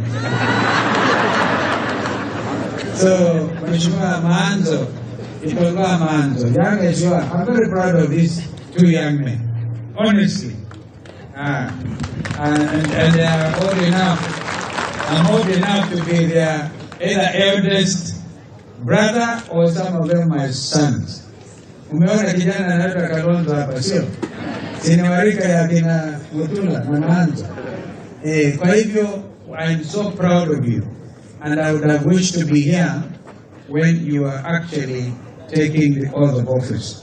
But I know you, being a wonderful young lawyer, assisted by your other young lawyer friend, things went well. And so you can take your seat so I can say my one other thing. Of course, as I congratulate you, I congratulate your running mate, Madam Mulili, consummate public administrator. Na wale timu yote, Mama Rose Museo, Mama Rose, nebo naizi nondosia kuzi hii ngebio. Mbaya zika kwa nyando. But she's Mama County. Anasema munyonye maziwa ambayo shwa mutaenda kumsumbua. Na sisi hii. Lakini maziwa yenyewe itapatikana kwa yale ambayo madam, congratulations. Thank you. Thank you so much. Deputy Governor Mulili. Now, what I want to tell you, Junior, is I give you a charge. So, a party leader, and one knows who knows where we have come from. And so a young man there who doesn't know where we are was busy on the instruments. And I'm going to party leader attack Kongalia. That is Mtula Kilonzo Senior. We come from very far. And so I do not expect anything from Governor Mutula and his team, anything less than excellent. Excellent performance. You did well at the Senate and you are judge Senator number 1. I expect that you now be in real terms. Kuna wengine walikuwa na pretenders after the throne. Na sisi ndo waandikete waoni kwa quickness. That's a very deep ideological statement. Is hungering or thirsting to do well. Therefore, I expect nothing but excellence. And what that means is our people will be lifted during your time of office from poverty. And so, apart from the other challenges, poverty, unemployment. I said in Machakos that the dream of Konza City must be realized. Konza City must be realized. Konza City itatoa maji Twake Dam. Maji haya yataenda mengine isaidie unyunyizaji wa mashamba upande wa Kitui, yalete maji safi hapa Makueni wote, iteremshe maji mpaka mji wa Konza. Konza City is our future. And so go with it, into it with gusto, assisted by the area member of parliament for Kilome, engineer Zambia. Why not a team and Badanga? Team with Emilio. Team with Zambia. Team with Jeskambalu. Team imeingiliwa sasa na Mama Susan. You have to prove yourself. Prove yourself. And play the team. Because, unfortunately, tunaye waiso na mutusa mwengi na mwilela moko. Wanadana ya umizia kamweli wakamuta kademu. Wanakosika zuziani akata wanu. Eko nungi mutula na wabina na Dr. Malom. Nenena kikamba. Ni mambo wa mkuu. Emwezo mambo wa mkuu. Kuna nena kila watu Kalonzo eno kwenda president. Mama magavana tatu. Yumeiva. Na tia mama kwenda kama president. Neza kuwa mendo senator tama. Na iko nangi magogo ndio mwana mafini yetu. Ye Kalonzo ndiko kwa pisa. Mtazamaji, huyo ni kinara wa Wiper Kalonzo Musyoka akizungumza katika kaunti ya Makueni, ambako ndio sehemu ambaye ni seneta wa sasa anayeondoka Mutula Kilonzo Jr. Ameweza kula kiapo, yeye ndo gavana wa pili wa kaunti hiyo. Na hivi sasa sherehe zinaendelea na mazungumzo na ni kote nchini kwenye kaunti zote 45 ambazo zimeshiriki zoezi hilo, na hivi sasa tunasubiri zile kaunti mbili, kaunti ya Kakamega na vile Mombasa, ambazo uchaguzi wake ulihairishwa na kwa hivyo watakuwa wanafika debeni tarehe 29 ambayo ni Jumatatu hii. Ndiyo. Kwa hivyo pale watakuwa kifanya uamuzi wao, kisha baada ya kufunga ukurasa huo basi tutakuwa tunajua ni nani kaibuka mshindi. Na bila shaka siku ya gavana ambaye atakuwa ameibuka mshindi, ambaye atakuwa sasa ni gavana mteule, itakuwa inatengwa rasmi kula kiapo chake na kuanza shughuli za kaunti rasmi. Ndio, tuendelee na gumzo hapa na mtazamaji. Tuko naye John Musila, mchanganuzi wa masuala ya uongozi. Na Musila, tumeweza kuona kwamba katika miula iliyopita miwili ya tangu ugatuzi kuanza humo nchini, tuliweza kuona kwamba swala hili la manaibu kuwa katika ile lugha ya King'eng'e wanasema ni puppets. Labda hivi sasa tunaona manaibu gavana ambao wameweza kuteuliwa na magavana ambao sasa washakula kiapo. Tutarajie kuona kwamba wataendelea kuwa puppets, kwa sababu tumeona kwamba katika miula iliyopita asilimia kubwa hawana usemi. Angalia kaunti ya Nyeri, yule binti hakuwa na nafasi ya kujieleza. Angalia katika kaunti ya Kisii, utaona kwamba yule Joash Mangi alikuwa anasema kwamba anaangaishwa. Tumeweza kuona katika kaunti zingine. Unadhani kwamba hayo masuala yameisha, ama tuendelee kushuhudia wale manaibu gavana wakizidi kudhalilishwa na magavana? Swali tunafai tujiulize, ugavana basi ni nini? Unajua wanasema the gubernatorial position is a joint ticket. Ndio. Si gavana kivyake na naibu wake kivyake. Ndiyo. Ni mtu mmoja. Sasa unapata wakati mwingi yule ambaye anataka kuwa gavana anamchagua mtu ambaye huenda wataelewana katika utendaji kazi. Kwa sababu pale kwa katiba wanasema the deputy governor is a primary assistant of the governor. So he only has roles as delegated to them. So kama gavana ana nia nzuri ya kufanya kazi na yule ambaye alimchagua, ama alimchagua tu ile kufululiza mahitaji ya katiba kwamba lazima huje na running mate, ndio inakuwa basi magavana wengi wale manaibu hawana kitu chochote cha kufanya na watapewa kazi yoyote ya kufanya kwa hiyo miaka 5 ijayo. So kile ambacho kinahitajika kwanza, na kimekuwa ni kitu kigumu sana kuafikiwa, inaitwa political goodwill in service. Kwamba huyu gavana ana ile goodwill hata ya kumtumia huyu ambaye amemchukua wafanye kazi na yeye kuboresha maisha ya wale ambao, na inakujana nayo kwa nini? Kwa sababu ya zile nia fiche ambazo watu wanakuja nazo katika nafasi ya uongozi. Ndio. Ikiwa naibu gavana atamfanya yule gavana asitekeleze wajibu wake vizuri, ama huenda akafanya kazi kwa uadilifu sana mpaka akampotezea adhi yule gavana, ndio unapata wengi magavana wataki kuwapatia naibu wao kazi ya kufanya. Lakini ni ombi langu tu kwa wale 45 ambao kufikia sasa wote wameshakula kiapo. Jamani, tuweze kuwatumia wale manaibu wetu vizuri. Mimi ninaishi Nairobi County. Nimeangalia ile profile ya naibu gavana wa Nairobi, Njoroge Mshiri, na naona ni mtu ambaye akatumiwa vizuri, mambo mengi yale ambayo Sakaja aliaidia huenda yakatimia. Lakini ikiwa atafichwa mahali kwenye kona ya City Hall, ofisi ndogo ambayo hata haina hadhi, impatie demotivation, huenda Nairobi Sakaja peke yake ataitoboa.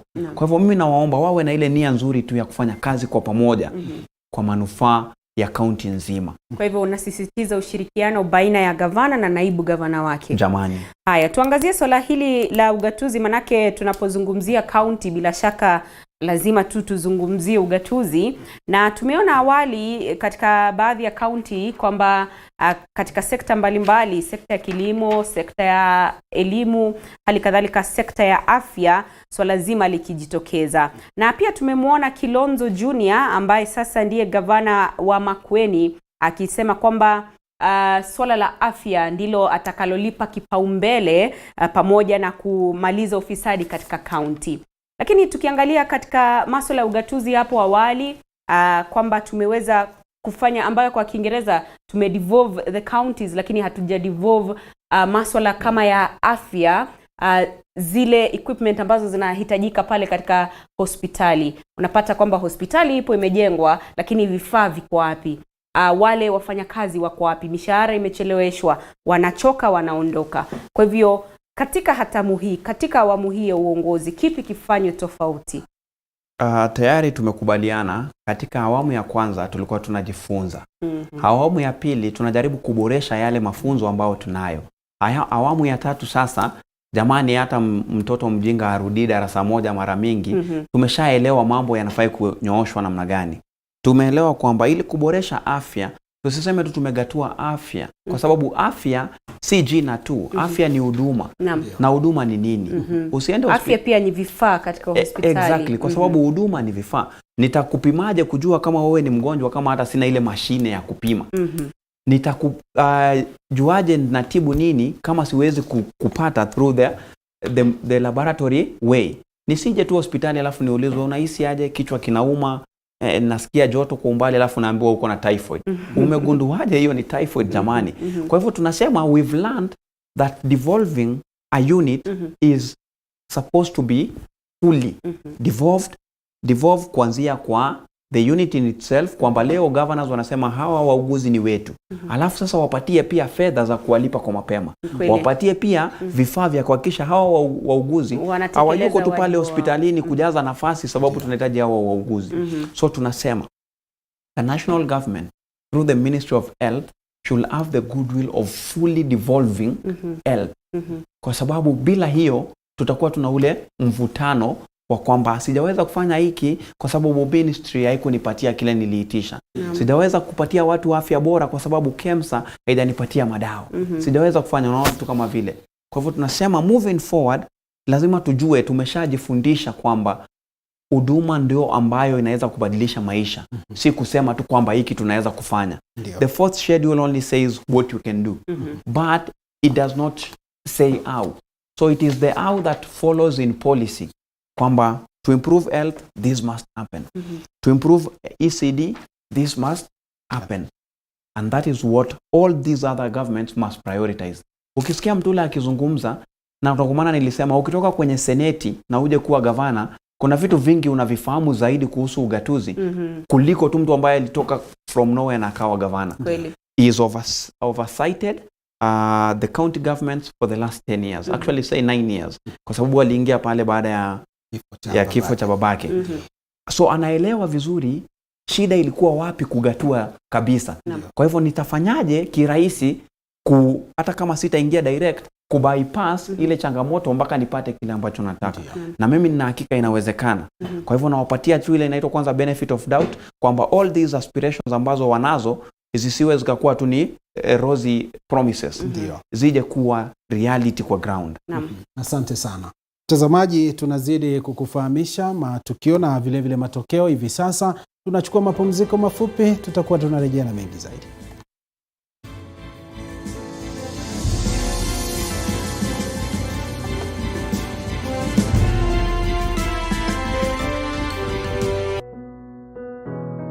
Despite being visually impaired, he is a jack of all trades. It is our quest to find answers on how to take care of children with special needs and those with disability.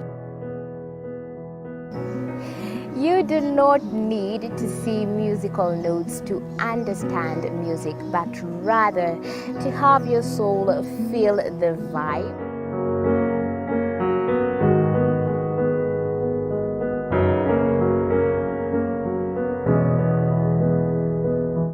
Actually, for us to make a wheelchair, we have to take measurements of the user. After doing my assessment, I get to know the parent, I get to know the heaviness she's carrying.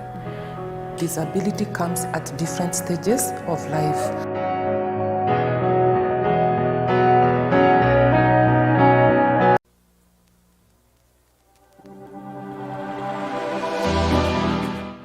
Well, do you know what's happening around you?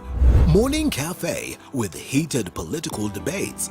Baraza la Siasa. Hiyo kitu azungumzie, angalie hali ya maisha ya watu. Informative health discussions. Business, farming. Tasty Wednesday, Fitness Thursday, and Feel Good Friday with amazing DJs, celebs, waimbaji, kuna comedians, alafu kuna wajinga, and music bands every Monday to Friday from 6 a.m. to 9 a.m.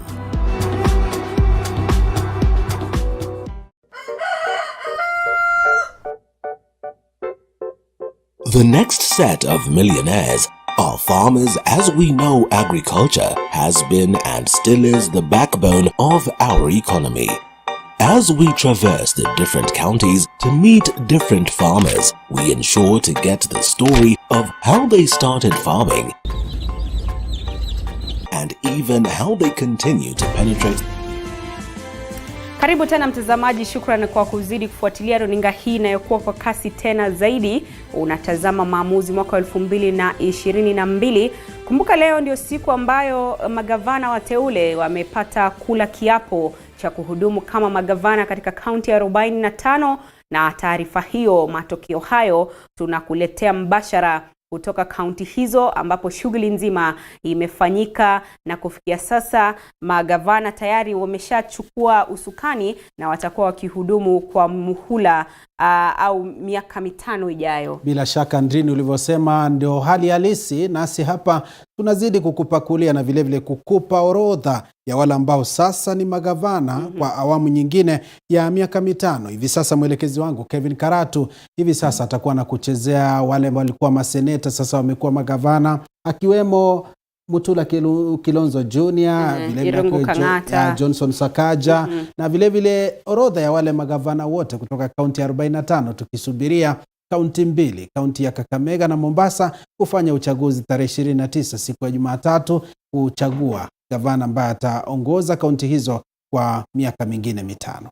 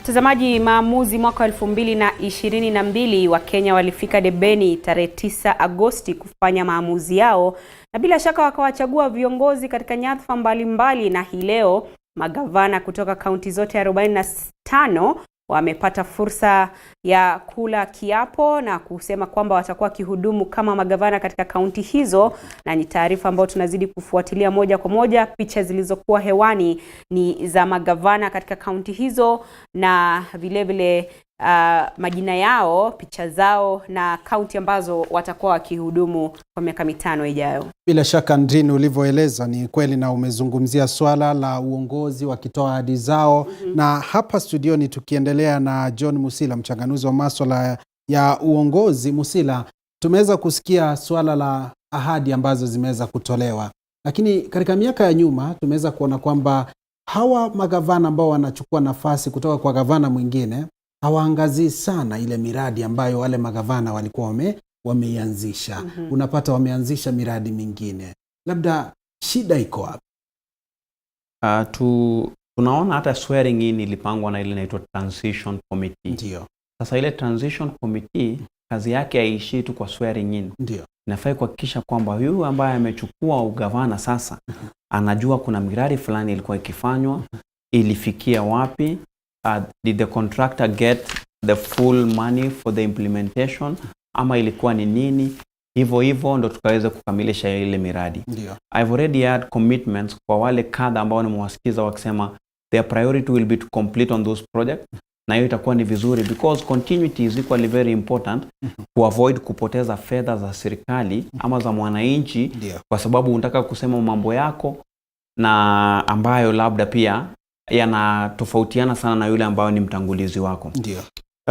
Kikubwa pia kukumbuka ni kwamba hakuna ahadi gavana anaweza kutolea tofauti na miradi ya yule gavana ambaye alikuwa anaondoka. Because the functions zile za county government ni zile tu kwa gavana yeyote atakaye kuja leo ama hata yule atakaye kuja kesho. Kile ambacho kinatofautiana wanasema ni the priority areas depending with the annual development plan. Ukiangalia leo county nyingi zinafanya preparation ya ile kitu inaitwa CIDP, the County Integrated Development Plan, ambayo ina inform kwa miaka 5 ijayo tutakuwa tunafanya nini as a priority areas. Na kila mwaka zile county bado zinatengeneza kupitia ile appropriation committee ya budget annual development plan, ndio tujue ni nini tutafanya kwa huu mwaka as our priority areas.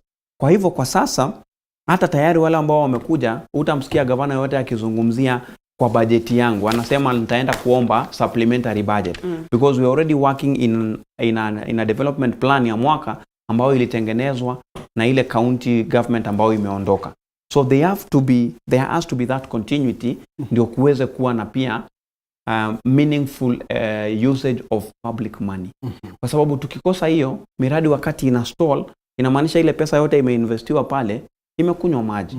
So we have to see that continuity. Ndio. Musila, tusalie papo hapo nikuulize, hivi sasa tumeweza kuona kwamba kuna sehemu wale magavana ambao wanaondoka wamehudhuria hizo hafla na kuna kwingine hawajahudhuria hizo hafla. Unadhani kwamba yule mwanasiasa ambaye labda alikuwa kwenye muhula wa kwanza kutohudhuria ni mbinu ya kisiasa angalau kuweza kusema kwamba mimi sikubaliane na kiongozi huyu, ndio kanishinda lakini nitakuwa narejea baadaye? Ni mbinu tu. Huenda ikawa mbinu, huenda ikawa labda tu kutaka kuhudhuria. Lakini tunasema pia kuhudhuria kwake na kutokuhudhuria sio ni shida mimi jamani. Kile ambacho ni muhimu ni tumefanya awamu ya kumwapisha. Unlike the presidency which the elements, the instruments of power are exchanged, for governors there is nothing much about exchange of instruments of power. It is just handing over the office and the services. And that is why ile transition committee lazima iwe ange kuliko hata yule ambaye anaondoka. Kama yule ni mwanasiasa anakuwa na mpango wowote. Kwa mfano, Ken Lusaka Bungoma wakati alipoteza kiti chake 2017 alihudhuria ile awamu. Akakuja akawa speaker wa seneti. Nadhani hiyo ni bahati tu yeye alikuwa nayo. Alafu kisha leo amepata ile nafasi tena. Ingekuwa ni siasa labda kutokujitokeza ama nini, bado angepata ile nafasi. A common voter today looks at competence. Jim India, kabla hajatoka alisema tumeanza kuangalia competence over just filling a position. So tunataka kujua yule ambaye tumemchagua leo atafanya nini. Wewe amua usije ni sawa, lakini hakikisha kwamba ile transition committee ambayo ipo, actually si wewe sasa, hiyo committee ihakikishe tutajua ofisi yako iliweza kufanya nini. Kile ambacho nafurahia sijaona, na wakati mwingi nadhani kimekuwa kifanyika, when there are audits, unapata wale ambao vitabu vyao vinakaa vibaya wanachoma ofisi ile ya finance. Lakini washachoma ofisi katika kabla umula wao kuisha. Sasa ndio wanajaribu ofisi zikichomwa. Kwa mfano nitakuambia kaunti ya Kisii, ofisi ya ile masuala ya fedha ilichomwa. Exactly. So wale ambao wamechoma na wajahudhuria, tunajua already on kwa sababu ya nia fiche. There is some accountability they don't want to take. And that is why wamejificha na wataki waonekane kuassociate na chochote kile. Lakini kuna wengi ambao hawajachoma ofisi. Kumaanisha transition committee iko able kutupatia direction kwamba for this and this has happened. For health, this has happened and it has come to this level, so you only need to pick from here, na mengine kama yale. Naam. Lakini kando tu na kuapishwa kwa magavana ambao tumeshuhudia leo wakiapishwa katika kaunti tofauti, pia tumeona wale wabunge wakifika bungeni kwa mara ya kwanza na ambao watakuwa wakiunda bunge la 13 wakifanyiwa maelekezi ya pale bungeni na kupatiwa tu utaratibu wa jinsi mambo yatakuwa pale bungeni. Kwa hivyo kando na kuapishwa kwa magavana, pia pamekuwepo na haya maelekezi kwa wabunge ambao pia ni viongozi, na tunazidi kuangazia uongozi wa hapa nchini. Kwa hivyo labda tu kwa faida ya mtazamaji, manake najua kidogo pamekuwepo na ile changamoto kwamba hata wapiga kura wanapofika debeni au hata wanapohudhuria mikutano ya kisiasa wakati ambapo viongozi wanapiga kampeni, hawajui haswa jukumu la mbunge ni lipi, jukumu la gavana ni lipi, jukumu la seneta ni lipi. Unapowasikia pale wakipiga debe, wanasema nitatengeneza hospitali, nitaongeza shule, nitatengeneza barabara. Lakini je, hilo ni jukumu ambalo liko katika wadhifa wa ubunge, wadhifa wa useneta, wadhifa wa ugavana? Ukiangalia kabla ya uchaguzi kuna Supreme Court judgment ambayo wengi sasa ambao wamechaguliwa wabunge wanahisi kwamba haikai vizuri nao. Inawakwaza. Inawakwaza sana kuondolewa kwa ile NGCDF. Hata utasikia wengine tayari wameanza kusema the ruling was on the NGCDF Act of 2013, but there is a revision of 2015. So tayari wanasema NGCDF haijaenda popote. Ile ya 2013 ndio ilikuwa na makosa, iliulizwa makosa yake, but we are working on the 2015, so bado itakuwa. Kwa hivyo ulipata mwanasiasa ambaye anaomba kuwa MP, ana uwezo mkubwa wa kusema nitajenga shule kwa sababu NGCDF ina kitengo cha education ambacho kinaweza kumruhusu kujenga shule. Na mengine kama yale ya security anaweza kuwaidia police station, na nadhani nyingine ni barabara sijui kidogo, lakini anaweza kuomba kwa kura ama kera bila hiyo. Kwa hivyo ikikuwa tungefuatilia kabisa zile roles za mbunge ama seneta, ukweli ni kwamba they should not have implementing powers. They should have powers limited to representing the interest na matakwa ya wananchi wao ambao wanawakilisha, na kulegislate ili kuwe na policies, kuwe na enough budget kwamba hii miradi sasa inaweza ikaimplementiwa vizuri kupitia zile ministries na the executive wing ya serikali ambayo inaongozwa na rais. Kwa hivyo kunakuwa na huo mshike kwa sababu sasa wale MPs wanajua, ukisikiza kuna wengi kwa hiyo 12th house miaka 5 imeisha hawajawahi kuzungumza bungeni. Hawajawahi kuchangia mswada wowote, hawajawahi kusponsor mswada wowote.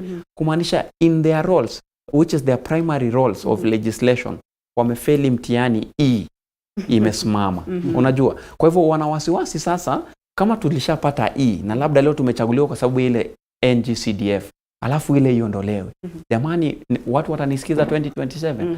Wengi inakuwa wanaogopa watasikizwa kwa sababu utakusikiza umefanyia nchi nini, umefanyia constituency yako nini. Kwa hivyo all the legislative wings kutoka kwa national government ambao ni parliament na senate, zote ni parliament, halafu kwa county governments ambao ni ile county assembly, kazi yao kubwa ni kuwakilisha mwananchi, legislate, kuwe na policies bora na kupitisha bajeti, na kikubwa oversee ile executive wing. Ndio tusije tukampatia gavana pesa za afya alafu kesho tunasikia zimefujwa na mwananchi anazidi kuumia in very dilapidated states of health. Nataka kuuliza hivi Musila, tatizo liko wapi au ni jukumu la nani haswa kuhakikisha kwamba hii elimu iko miongoni mwa wananchi wa kawaida ambao hali kadhalika ni wapiga kura? Manake unapata kuna wale ambao wanajua huyu ni kiongozi, lakini ulivyotaja hawajui role yake ni gani haswa, jukumu lake ni lipi haswa. Kwa hivyo hata akija kwenye kampeni akiwaambia kwamba atafanya 1 2 3 ambao umesema ni implementation, wanakubali tu, ilhali hawajui labda hilo haliko kwenye kitengo chake. Kwa hivyo ni IEBC ambayo inastahili kufanya jukumu hilo la kutoa ile elimu kwa wananchi, au ni viongozi wenyewe kabla ya kuomba kura wa kueleza kwamba kitengo changu kinahusiana na 1 2 3. Kwa hivyo naahidi kwamba nitafanya 1 2 3 nitakapoingia kwenye ofisi hiyo. Kwanza kikatiba IEBC inafaa kufanya massive civic education nchi nzima. Lakini pia tunaelewa wakati wote wamelalama kwamba hawapati bajeti kwa muda hata muda ufaao na hata pia ya kutosha kufanikisha kazi zao. So utapata wakati mwingi IEBC inapewa fedha pale mwisho kukaribia uchaguzi ili kapange kufanikisha uchaguzi mkuu. Sasa hapa katikati kazi zile zingine zinafanywaje kama hakuna bajeti? Unapata wamepewa tu bajeti ya kulipa mishahara. Kwa hivyo civic education haifanyiki. Lakini nilisema hapa awali kuna County Governments Act of 2012 ambayo inapatia primary responsibility to counties kufanya civic education. Kwa nini counties wanafaa kufanya civic education? Ndio uondoe hata pressure kwa wale MCAs, watu wasidani sasa kwa sababu tumekupatia kiti you are our community messiah. Mtoto wangu akikosa school fees lazima ulipe. Mgonjwa wangu akiwa amelemewa pale hospitalini lazima unilipie bill. Uweze kumuelewa huyu MCA pia kwa kazi ile ambayo anastahili kufanya. Kwa sababu utapata MCAs wengi wanakosa kuifanya ile kazi yao. They even focus on knowing what contractor has gotten what project in my ward, ndio waweze kunipatia a small kickback to sustain the big demand or load of request kutoka kwa wale constituents. Kwa hivyo ni vizuri pia leo county governments zianze kufanya a small investment, if not much, towards civic education, which is part of public participation. Ndio hata ule mwananchi ya feel ako part ya ownership. Na ni kwa nini public participation ilikuja na ni kitu kikubwa sana katika katiba yetu? Tunasema kulingana na ile article ya kwanza, all the sovereign powers belong to the people. So they need to understand the whole processes for ownership. Kwamba hii shule ilijengwa na mimi najivunia hii shule kwa sababu mimi ndo niliiomba, niliona manufaa yake. Kesho wewe utaenda kuichoma ile shule na ile jamii inakwambia wewe choma tu, it is none of our business, kama tunapigia polisi.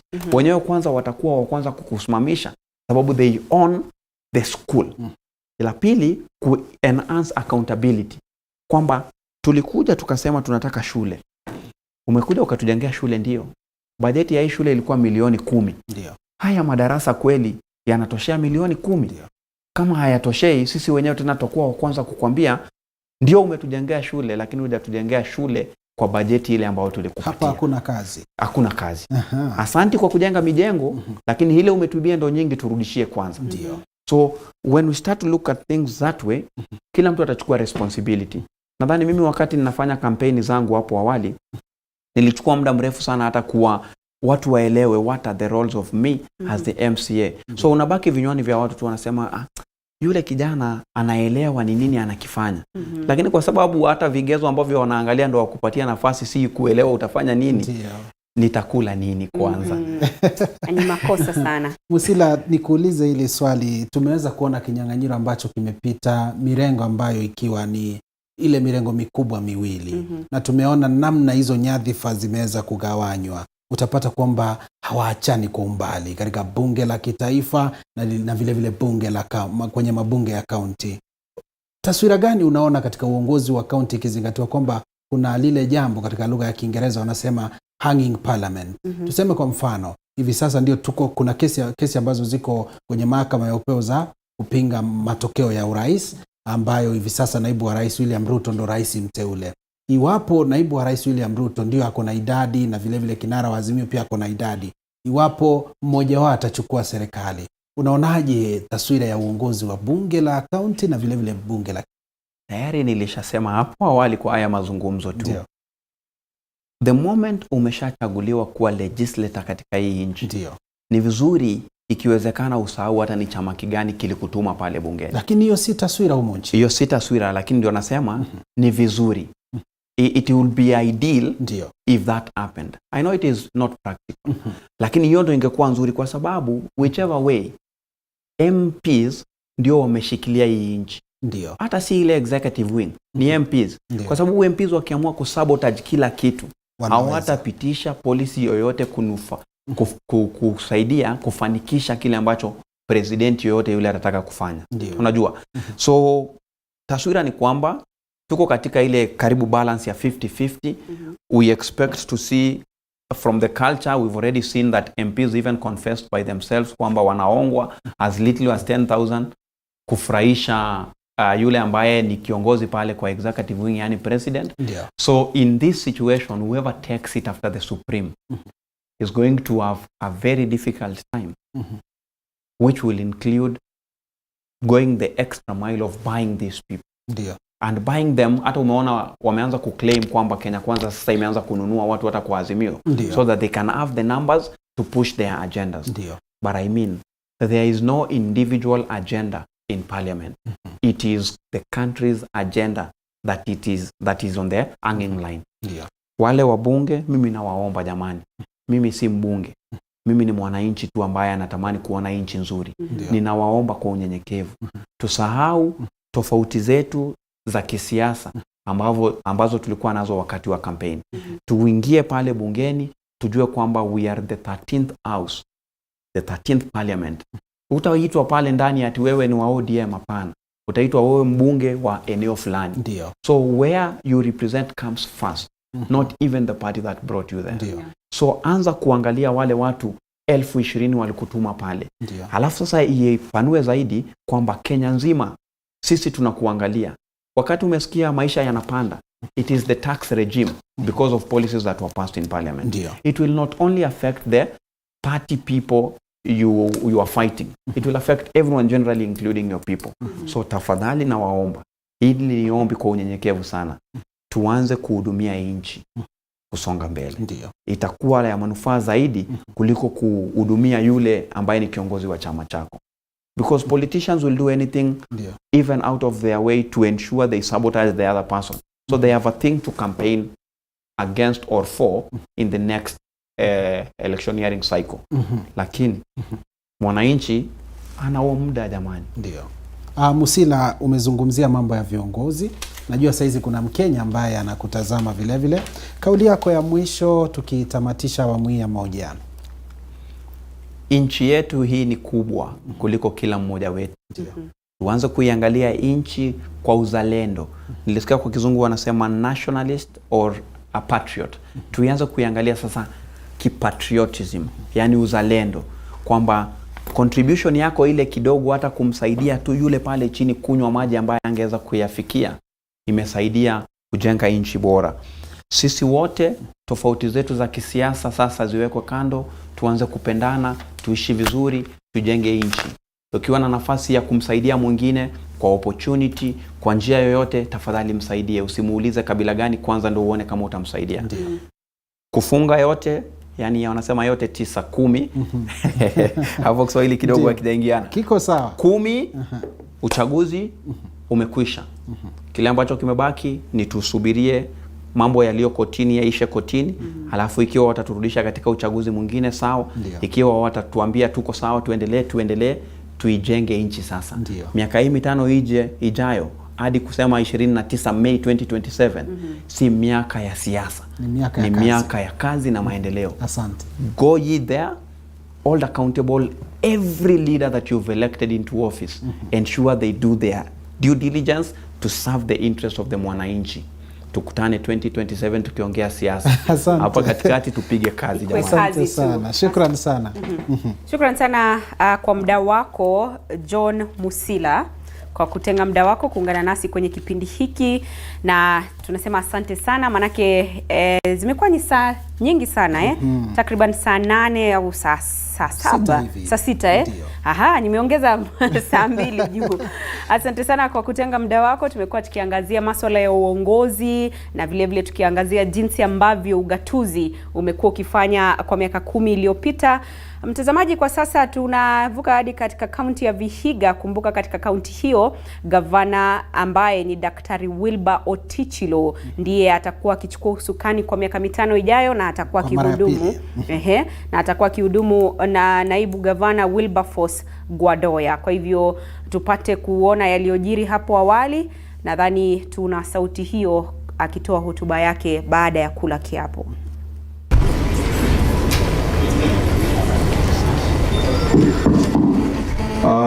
Your Excellency, Finance is a member of the Finance Committee. Joseph Lunani, our MC today, is a member of the committee. Then we have Francis Matukio of the Governor Act 2019. My Lord, it is now 10:52 a.m. Honorable Justice may take your position. And the grace to continue leading the county of Vihiga and the Kenya at large. Thank you. God bless you. Asante sana, the chair of the... I, Honorable Dr. Wilbur Otichilo, do swear that I shall always truly and diligently serve the people and the Republic of Kenya in the office of the Governor of Vihiga County, that I shall diligently discharge my duties and perform my functions in the said office, and that I will do justice to all in accordance with the Constitution and the laws of Kenya without fear, favor, affection, or ill will. So help me God. He will also sign the code of conduct as presented by the EACC. And after he has signed, the judge will then countersign.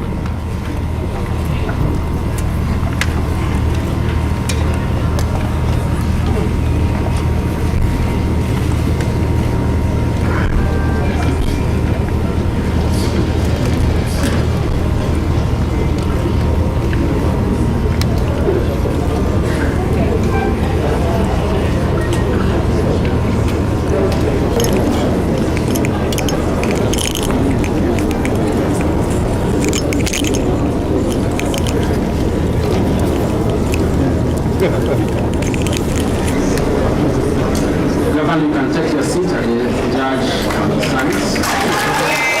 So I'm going to deliver.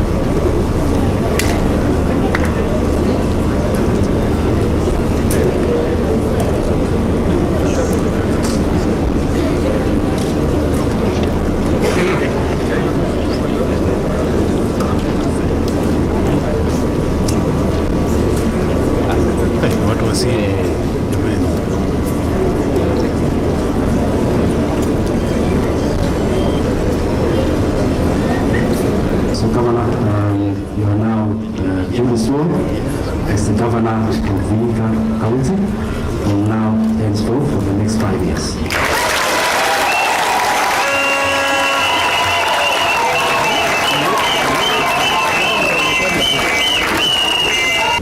I, Honorable Wilberforce Gwadoya, do swear that I shall always truly and diligently serve the people and the Republic of Kenya in the office of the Deputy Governor of Vihiga County, that I shall diligently discharge my duties and perform my functions in the said office, and that I will do justice to all in accordance with the Constitution and the laws of Kenya, without fear, favor, affection, or ill will. So help me God.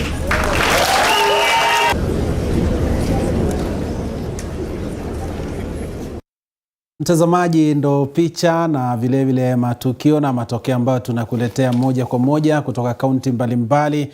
Hivi sasa tumetoka kaunti ya Vihiga na tutazidi kukufahamisha mengi zaidi kadri muda unavyozidi kusonga, kwa sababu tuko nawe kutoka mwendo wa saa 4 hadi mwendo wa saa 11 jioni. Lakini kwa sasa mtazamaji, tupunge unyunyu kidogo, salia papo hapo, manake tukirejea tunarejea na mengi zaidi.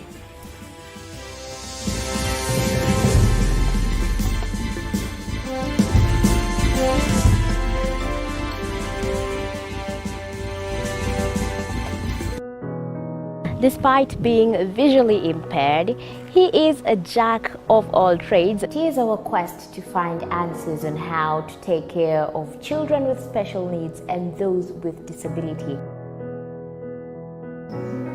You do not need to see musical notes to understand music, but rather to have your soul feel the vibe.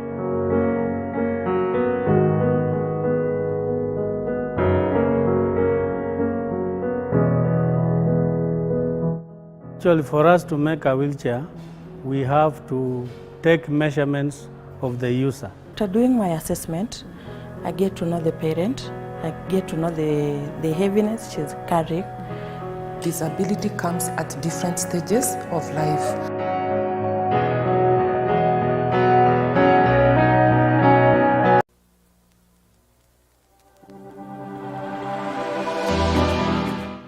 Well, do you know what's happening around you? Morning Cafe with heated political debates. Baraza la Siasa. Hiyo kitu azungumzie, angalie hali ya maisha ya watu. Informative health discussions. Business, farming. Tasty Wednesday, Fitness Thursday, and Feel Good Friday with amazing DJs, celebs, waimbaji, kuna comedians, alafu kuna wajinga. and music bands every Monday to Friday from 6 a.m. to 9 a.m.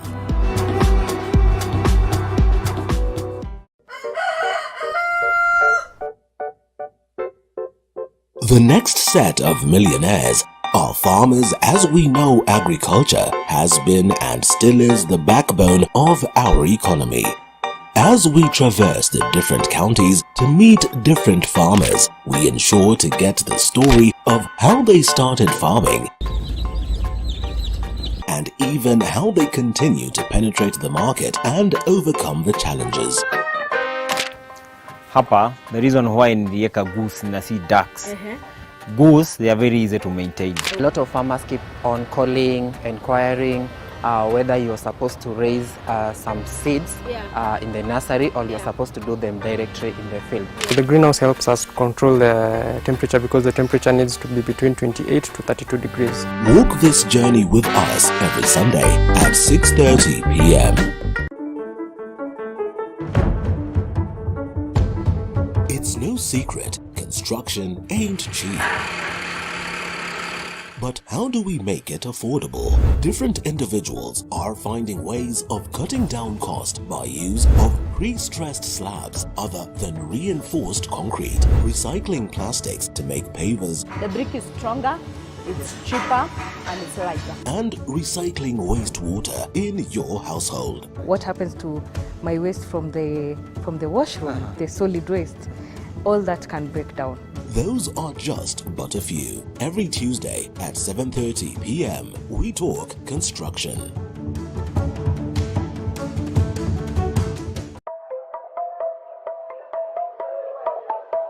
There's no alpha without an omega.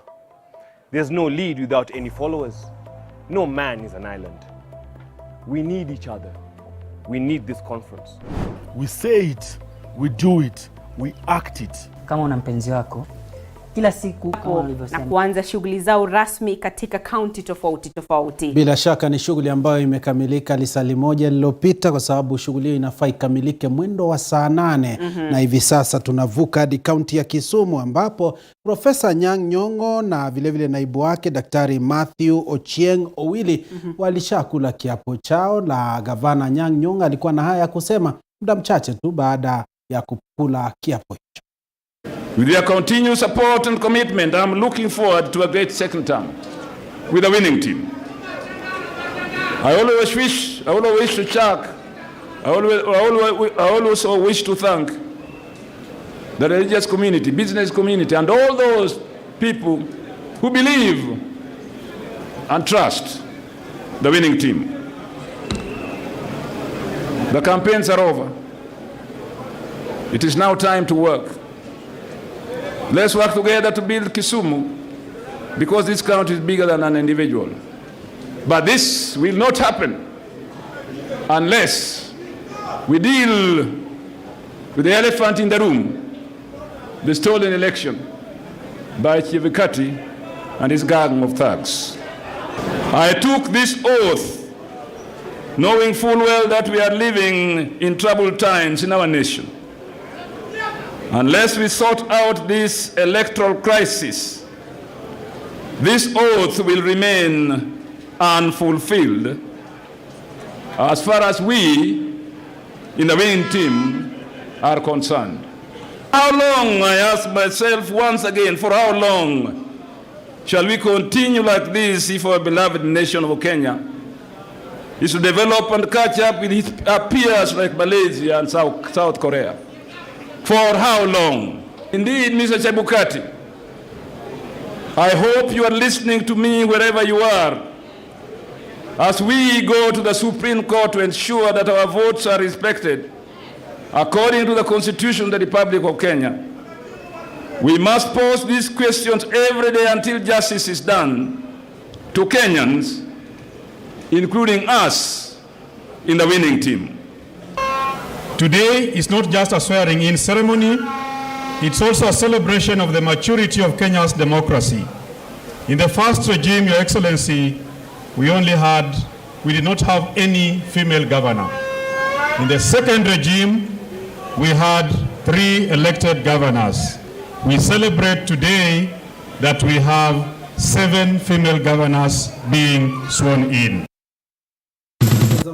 Mtazamaji, ndo shughuli nzima ambayo tunazidi kukupakulia kutoka sehemu mbalimbali. Hivi sasa tumetoka kaunti ya Kisumu, turejee hapa jijini Nairobi. Kaunti nambari 47 ni kaunti ya Nairobi ambapo Johnson Sakaja amechukua usukani wa ugavana katika kaunti hii. Tupate kusikia sauti yake, na hali kadhalika tupate kusikia sauti ya mgombea mwenza ambaye sasa ndiye naibu gavana wa kaunti hii, Njoroge Mushiri. Hali kadhalika alihudhuria gavana wa 3 na ambaye sasa anaondoka, Anne Kananu Mwenda. Tupate sauti hizo.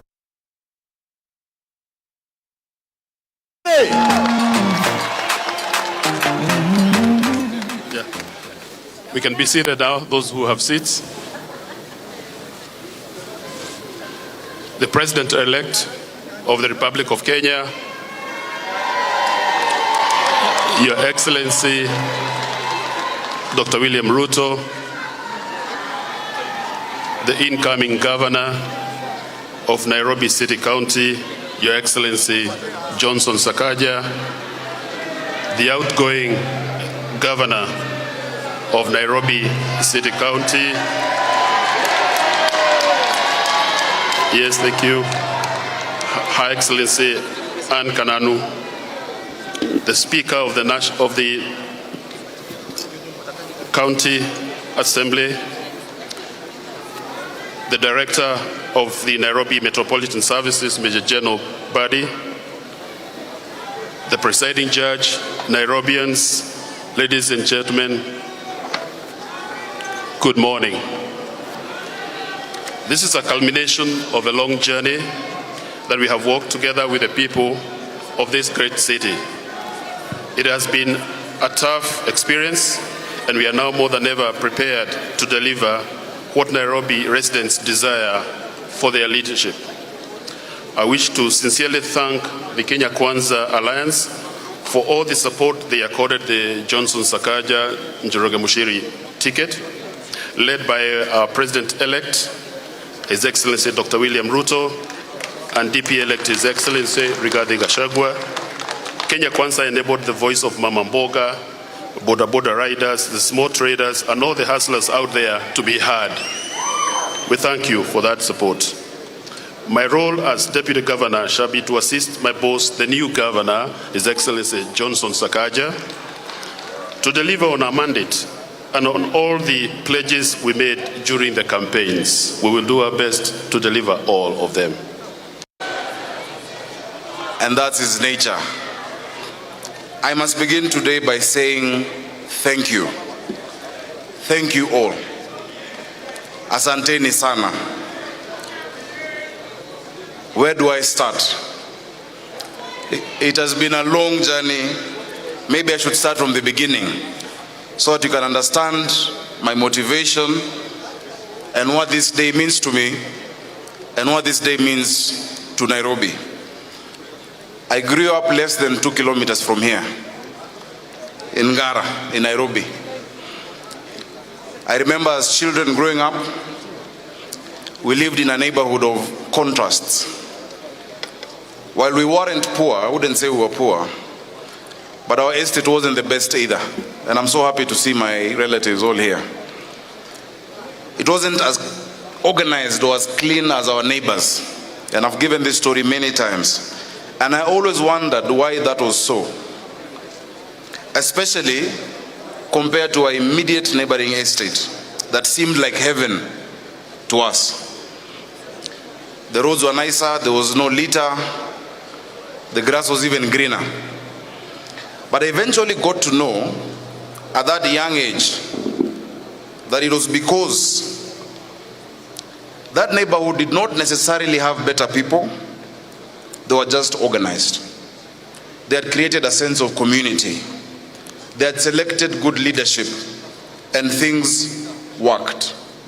So being the politician I was, even then 7 years of age, I organized a demonstration to protest that system.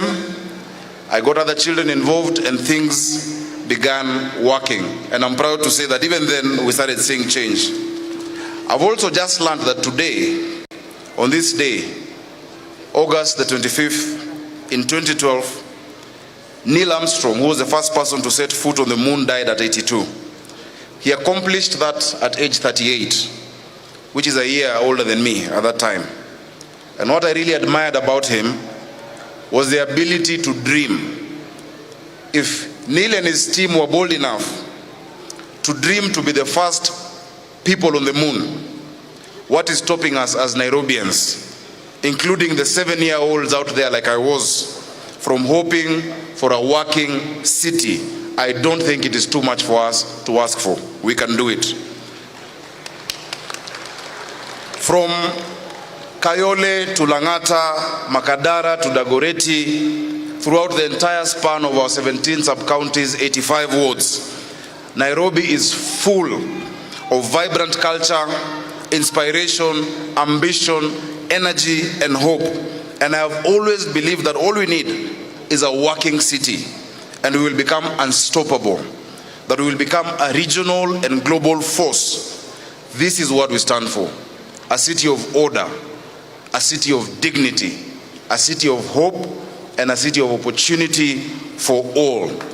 That the pain Mama Njeri feels when she cannot feed a child is the same pain that Mama Kinyi feels when she cannot put food on the table. That the Kikuyu dreams in the same way as the Kalenjin and the Luo, has the same aspirations as the Luya, that they are not opposed to each other. That there is no Kamba pothole in Nairobi. There is no Kikuyu lack of water. There is no Masai hunger.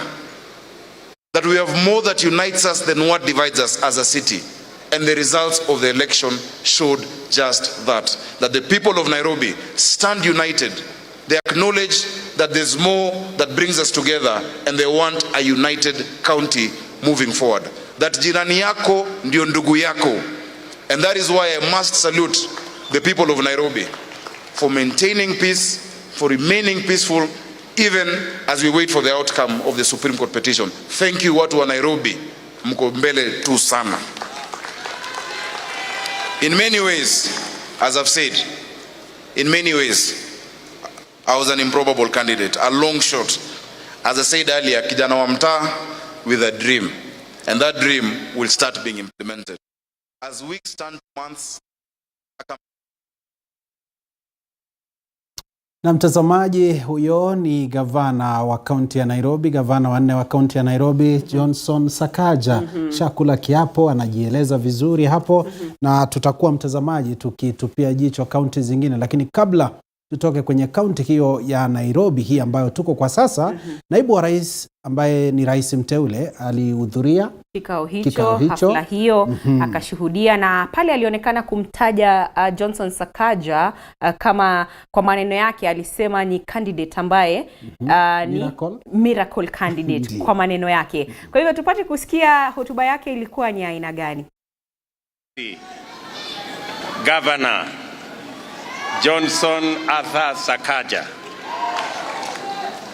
and your good deputy James Njoroge Mushiri and your families, all elected leaders present here, the Director General of NMS, and the great people of Nairobi, good afternoon. Hamjambo. Let me join the people of Nairobi in congratulating you, Governor Johnson Sakaja, your deputy and your team for a wonderful election period that I shared with you and many other Nairobians and Kenyans. We have come here to witness your inauguration as Governor of Nairobi. I want to say, from my family and I, congratulations.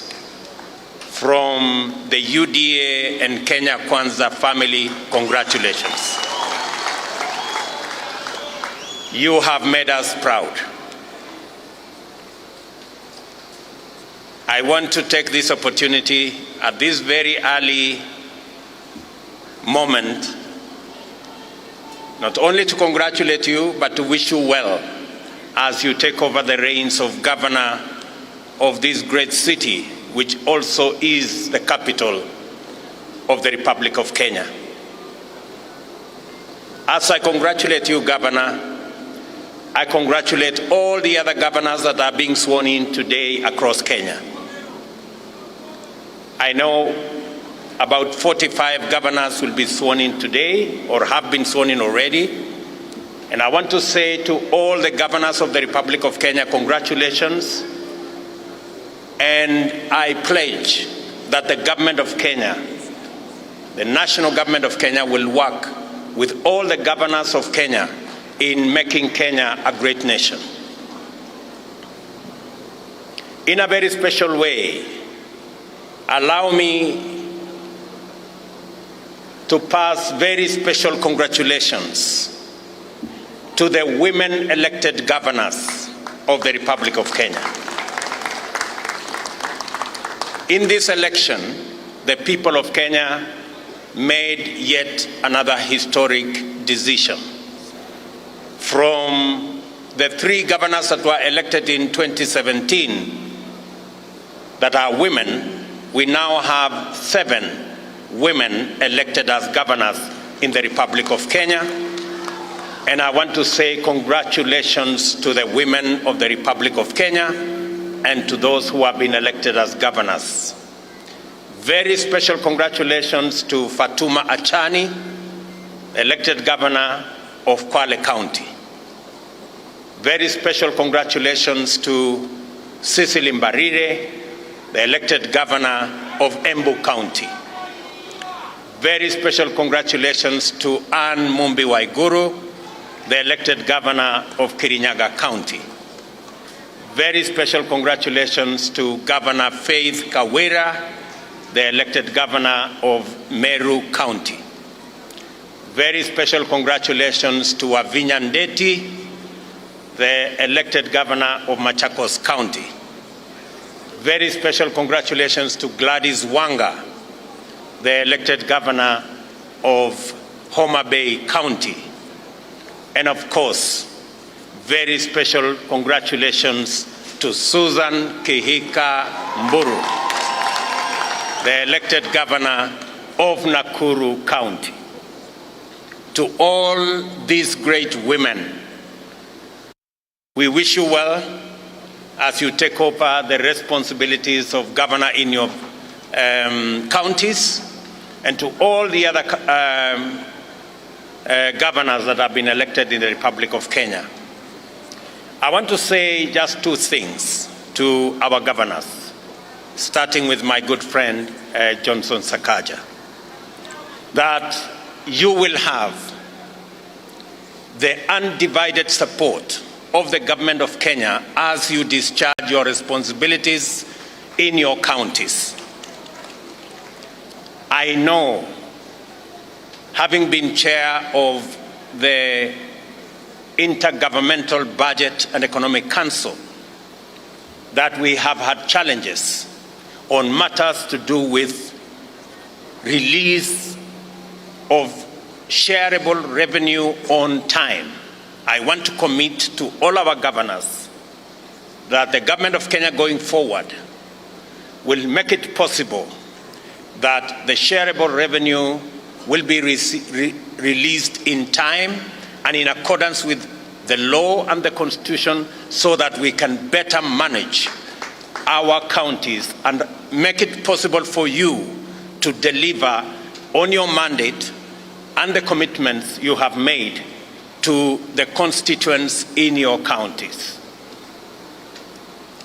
Let me also say that we are going to work with you on making sure that counties build the capacity to raise resources on their own source of revenue channel, to make it possible for additional resources from the shareable revenue, from own sources of revenue, so that you can better deliver on services and on the mandate that you have been appropriated to by the Constitution in your counties.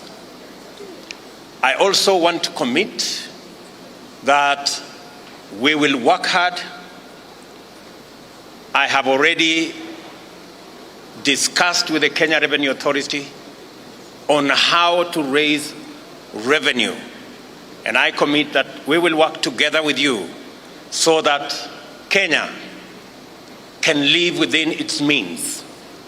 And there will be no tall men or big girls, that the rule of law is going to equalize every Kenyan so that each one of us can pay their taxes. There will be no exemptions on anybody on account of paying taxes. I want to commit that going into the future, the rule of law will be the benchmark, that all of us, irrespective of who we are,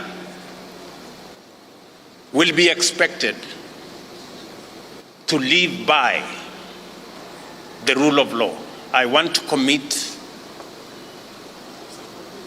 to all my friends in leadership that we are going to work together to make Kenya a country of opportunity, that every citizen of the Republic of Kenya working hard will access opportunity without the necessity of having any connection. As we go into the future, and especially in the city of Nairobi, you know, my brother Johnson, that you are a miracle candidate, that your election to the city governor Mtazamaji, ndo picha ya awali naibu wa rais ambaye ni rais mteule William Ruto akitoa hotuba yake wakati wa kuapishwa kwa Johnson Sakaja kama gavana wa kaunti nambari 47 kaunti ya Nairobi. Na kwa sasa tuelekea katika kaunti ya Kilifi ambapo shughuli hiyo ilifanyika upande huo pia, na tukamuona gavana Gideon Mung'aro akikula kiapo chake, akitia sahihi na hali kadhalika akiwahutubia wananchi waliokuwa wamefika pale kushuhudia hafla hiyo na pia kushuhudia hatua hiyo yake ya kula kiapo na kuanza kazi rasmi kama gavana wa Kilifi.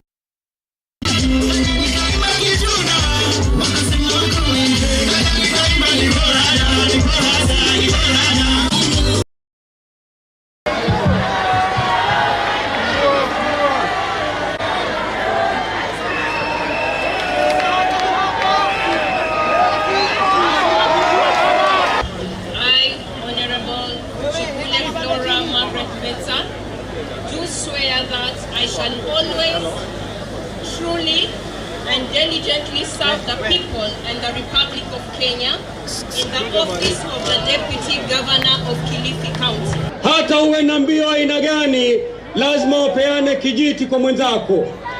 Leo hii wakazi wa Kilifi, mimi napeana kijiti kwa ndugu yangu Gideon Mung'aro. Kwa mara ya kwanza baada ya kampeni nyingi nilizofanya katika kaunti hii, niligundua kwamba kampeni hii tuliyofanya iliyopita, watu wa Kilifi hawakutaka pesa.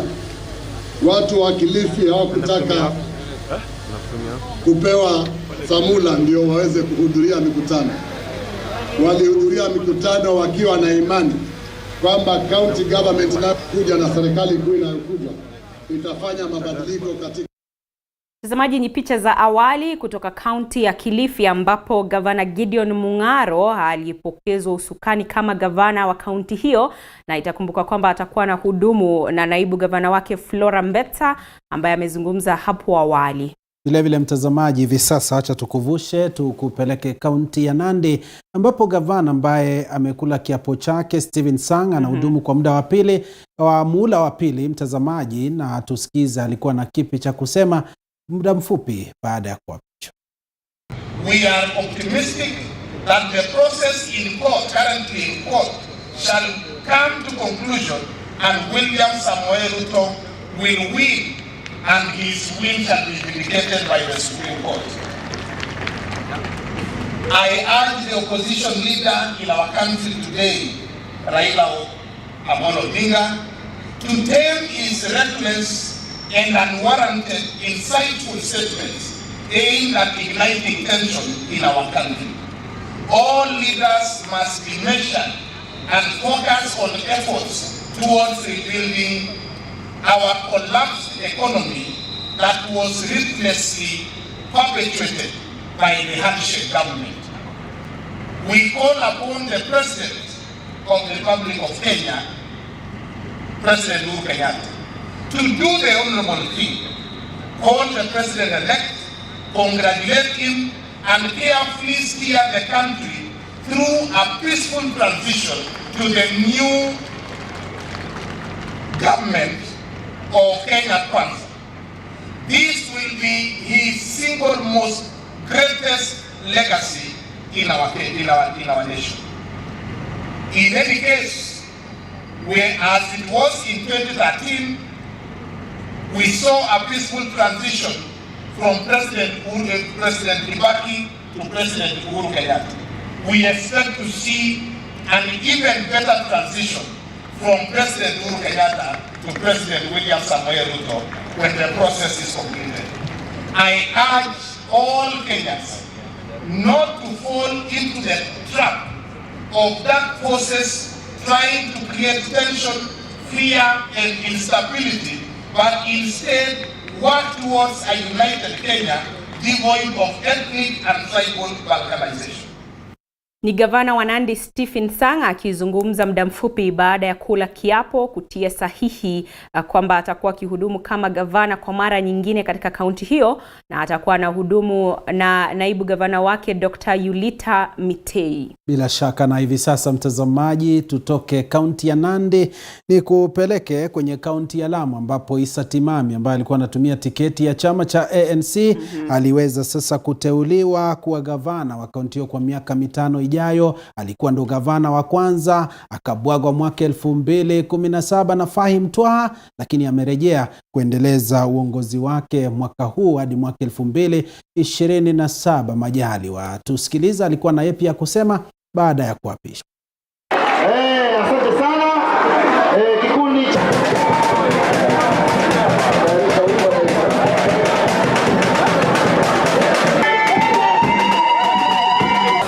Bismillahirrahmanirrahim.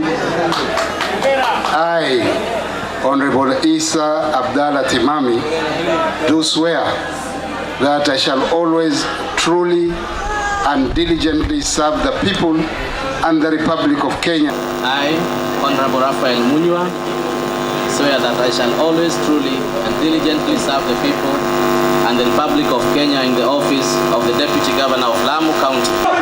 Na njia moja kuboresha uchumi ni kuhakikisha kwa wageni wengi wanakuja hapa, mahoteli yetu yapate biashara, wenye maboti wapate biashara, mama mboga wapate biashara, wenye maduka wapate biashara. Mwafikiri kuna mtalii wa Kenya ama wa kutoka nje atakuja mji ambao ni mchafu? Kwa hivyo tutasafisha, na kuanzia mwezi ujao iko siku moja tutatenga watu wote wa Lamu tujitokeze kusafisha mji wetu. Maendeleo ni haki ya kila mwananchi, yule aliyetupigia kura na yule ambaye hakutupigia kura. Watoto wengi ambao wazazi wao ni maskini hawafikishi hizo points kwa sababu wao mazingira yao ni magumu. Kwa hivyo ni lazima na wao tuwapatie opportunity. Si mnajua sisi ni bottom up. Si yule mtu wa chini tumlete juu. Mwanzo tutafanya mabadiliko kwa ile Lamu municipality. Hapo mimi nataka kabla ya mega culture festival tutafanya mwezi wa 11 Mungu akipenda. Mtazamaji, huyo ni Issa Timami, gavana wa kaunti ya Lamu. Atakuwa na hudumu pamoja naye naibu wake ambaye anafahamika kama Raphael Munywa. Na kwa sasa tuelekee katika kaunti ya Kitui tuone hali ilivyokuwa awali.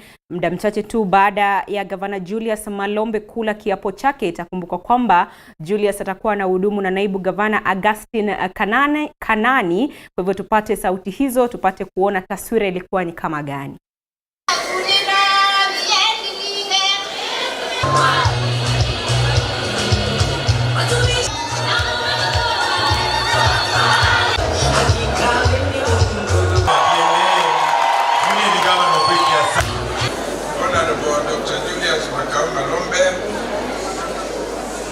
Swear that I shall always truly and diligently serve the people and the Republic of Kenya in the office of the Governor of Kitui County.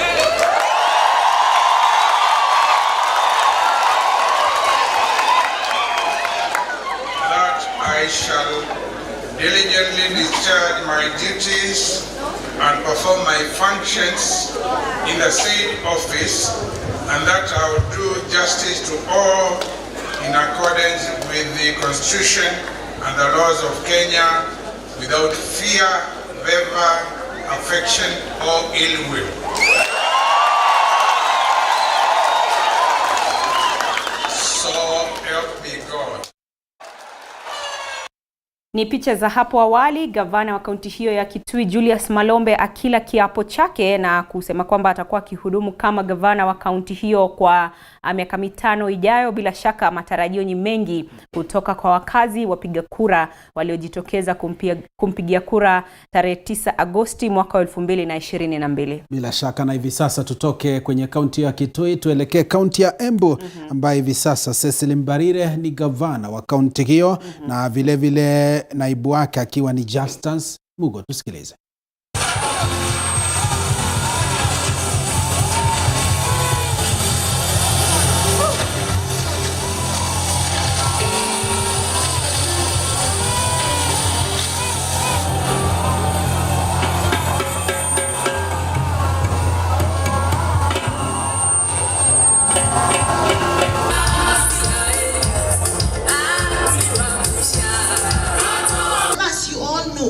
A number of challenges have been left by the outgoing regime. First and foremost, as I take the reins of power, Embu County government has a pending bill estimated at an exceeding 2.2 billion Kenya shillings.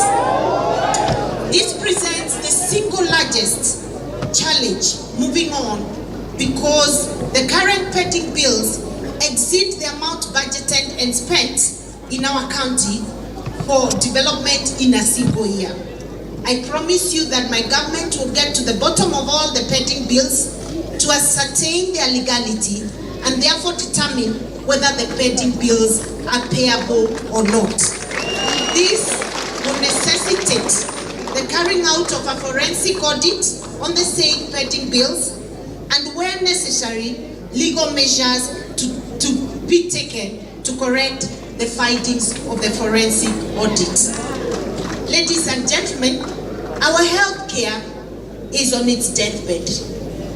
My government will, with immediate effect, embark on a recovery plan for our health care system with the aim of ensuring that we provide suitable, sustainable and affordable health care to all our people. Na bila shaka mtazamaji, huyo ni Cecily Mbarire ambaye anakuwa gavana mwanamke wa kwanza wa kaunti ya Embu. Atakuwa gavana wa pili wa kaunti hiyo baada ya gavana Martin Wambora kumaliza miula yake miwili. Miula hiyo ikiwa ya jumla ya miaka 10. Na kwa sasa tuangazie hali ilivyokuwa katika gatuzi la Trans Nzoia. Kumbuka anayechukua usukani sasa hivi au ambaye tayari amekula kiapo ni Governor George Natembeya. Amechukua mikoba ya uongozi kutoka kwa mwenzake Patrick Khaemba ambaye alikuwa ni gavana wa kwanza katika kaunti hiyo. George Natembeya atakuwa na hudumu na naibu gavana wake Philomena Kapkori. Tupate hali halisi awali baada ya kula kiapo.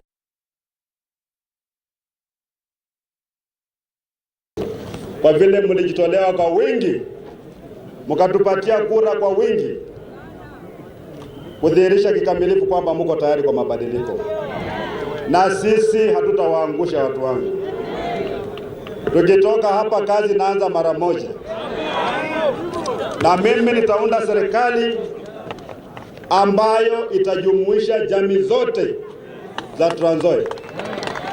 Wale ambao walinipigia kura, wala ambao kunipigia kura, haswa wala ambao kunipigia kura hawana gavana mwingine, ndio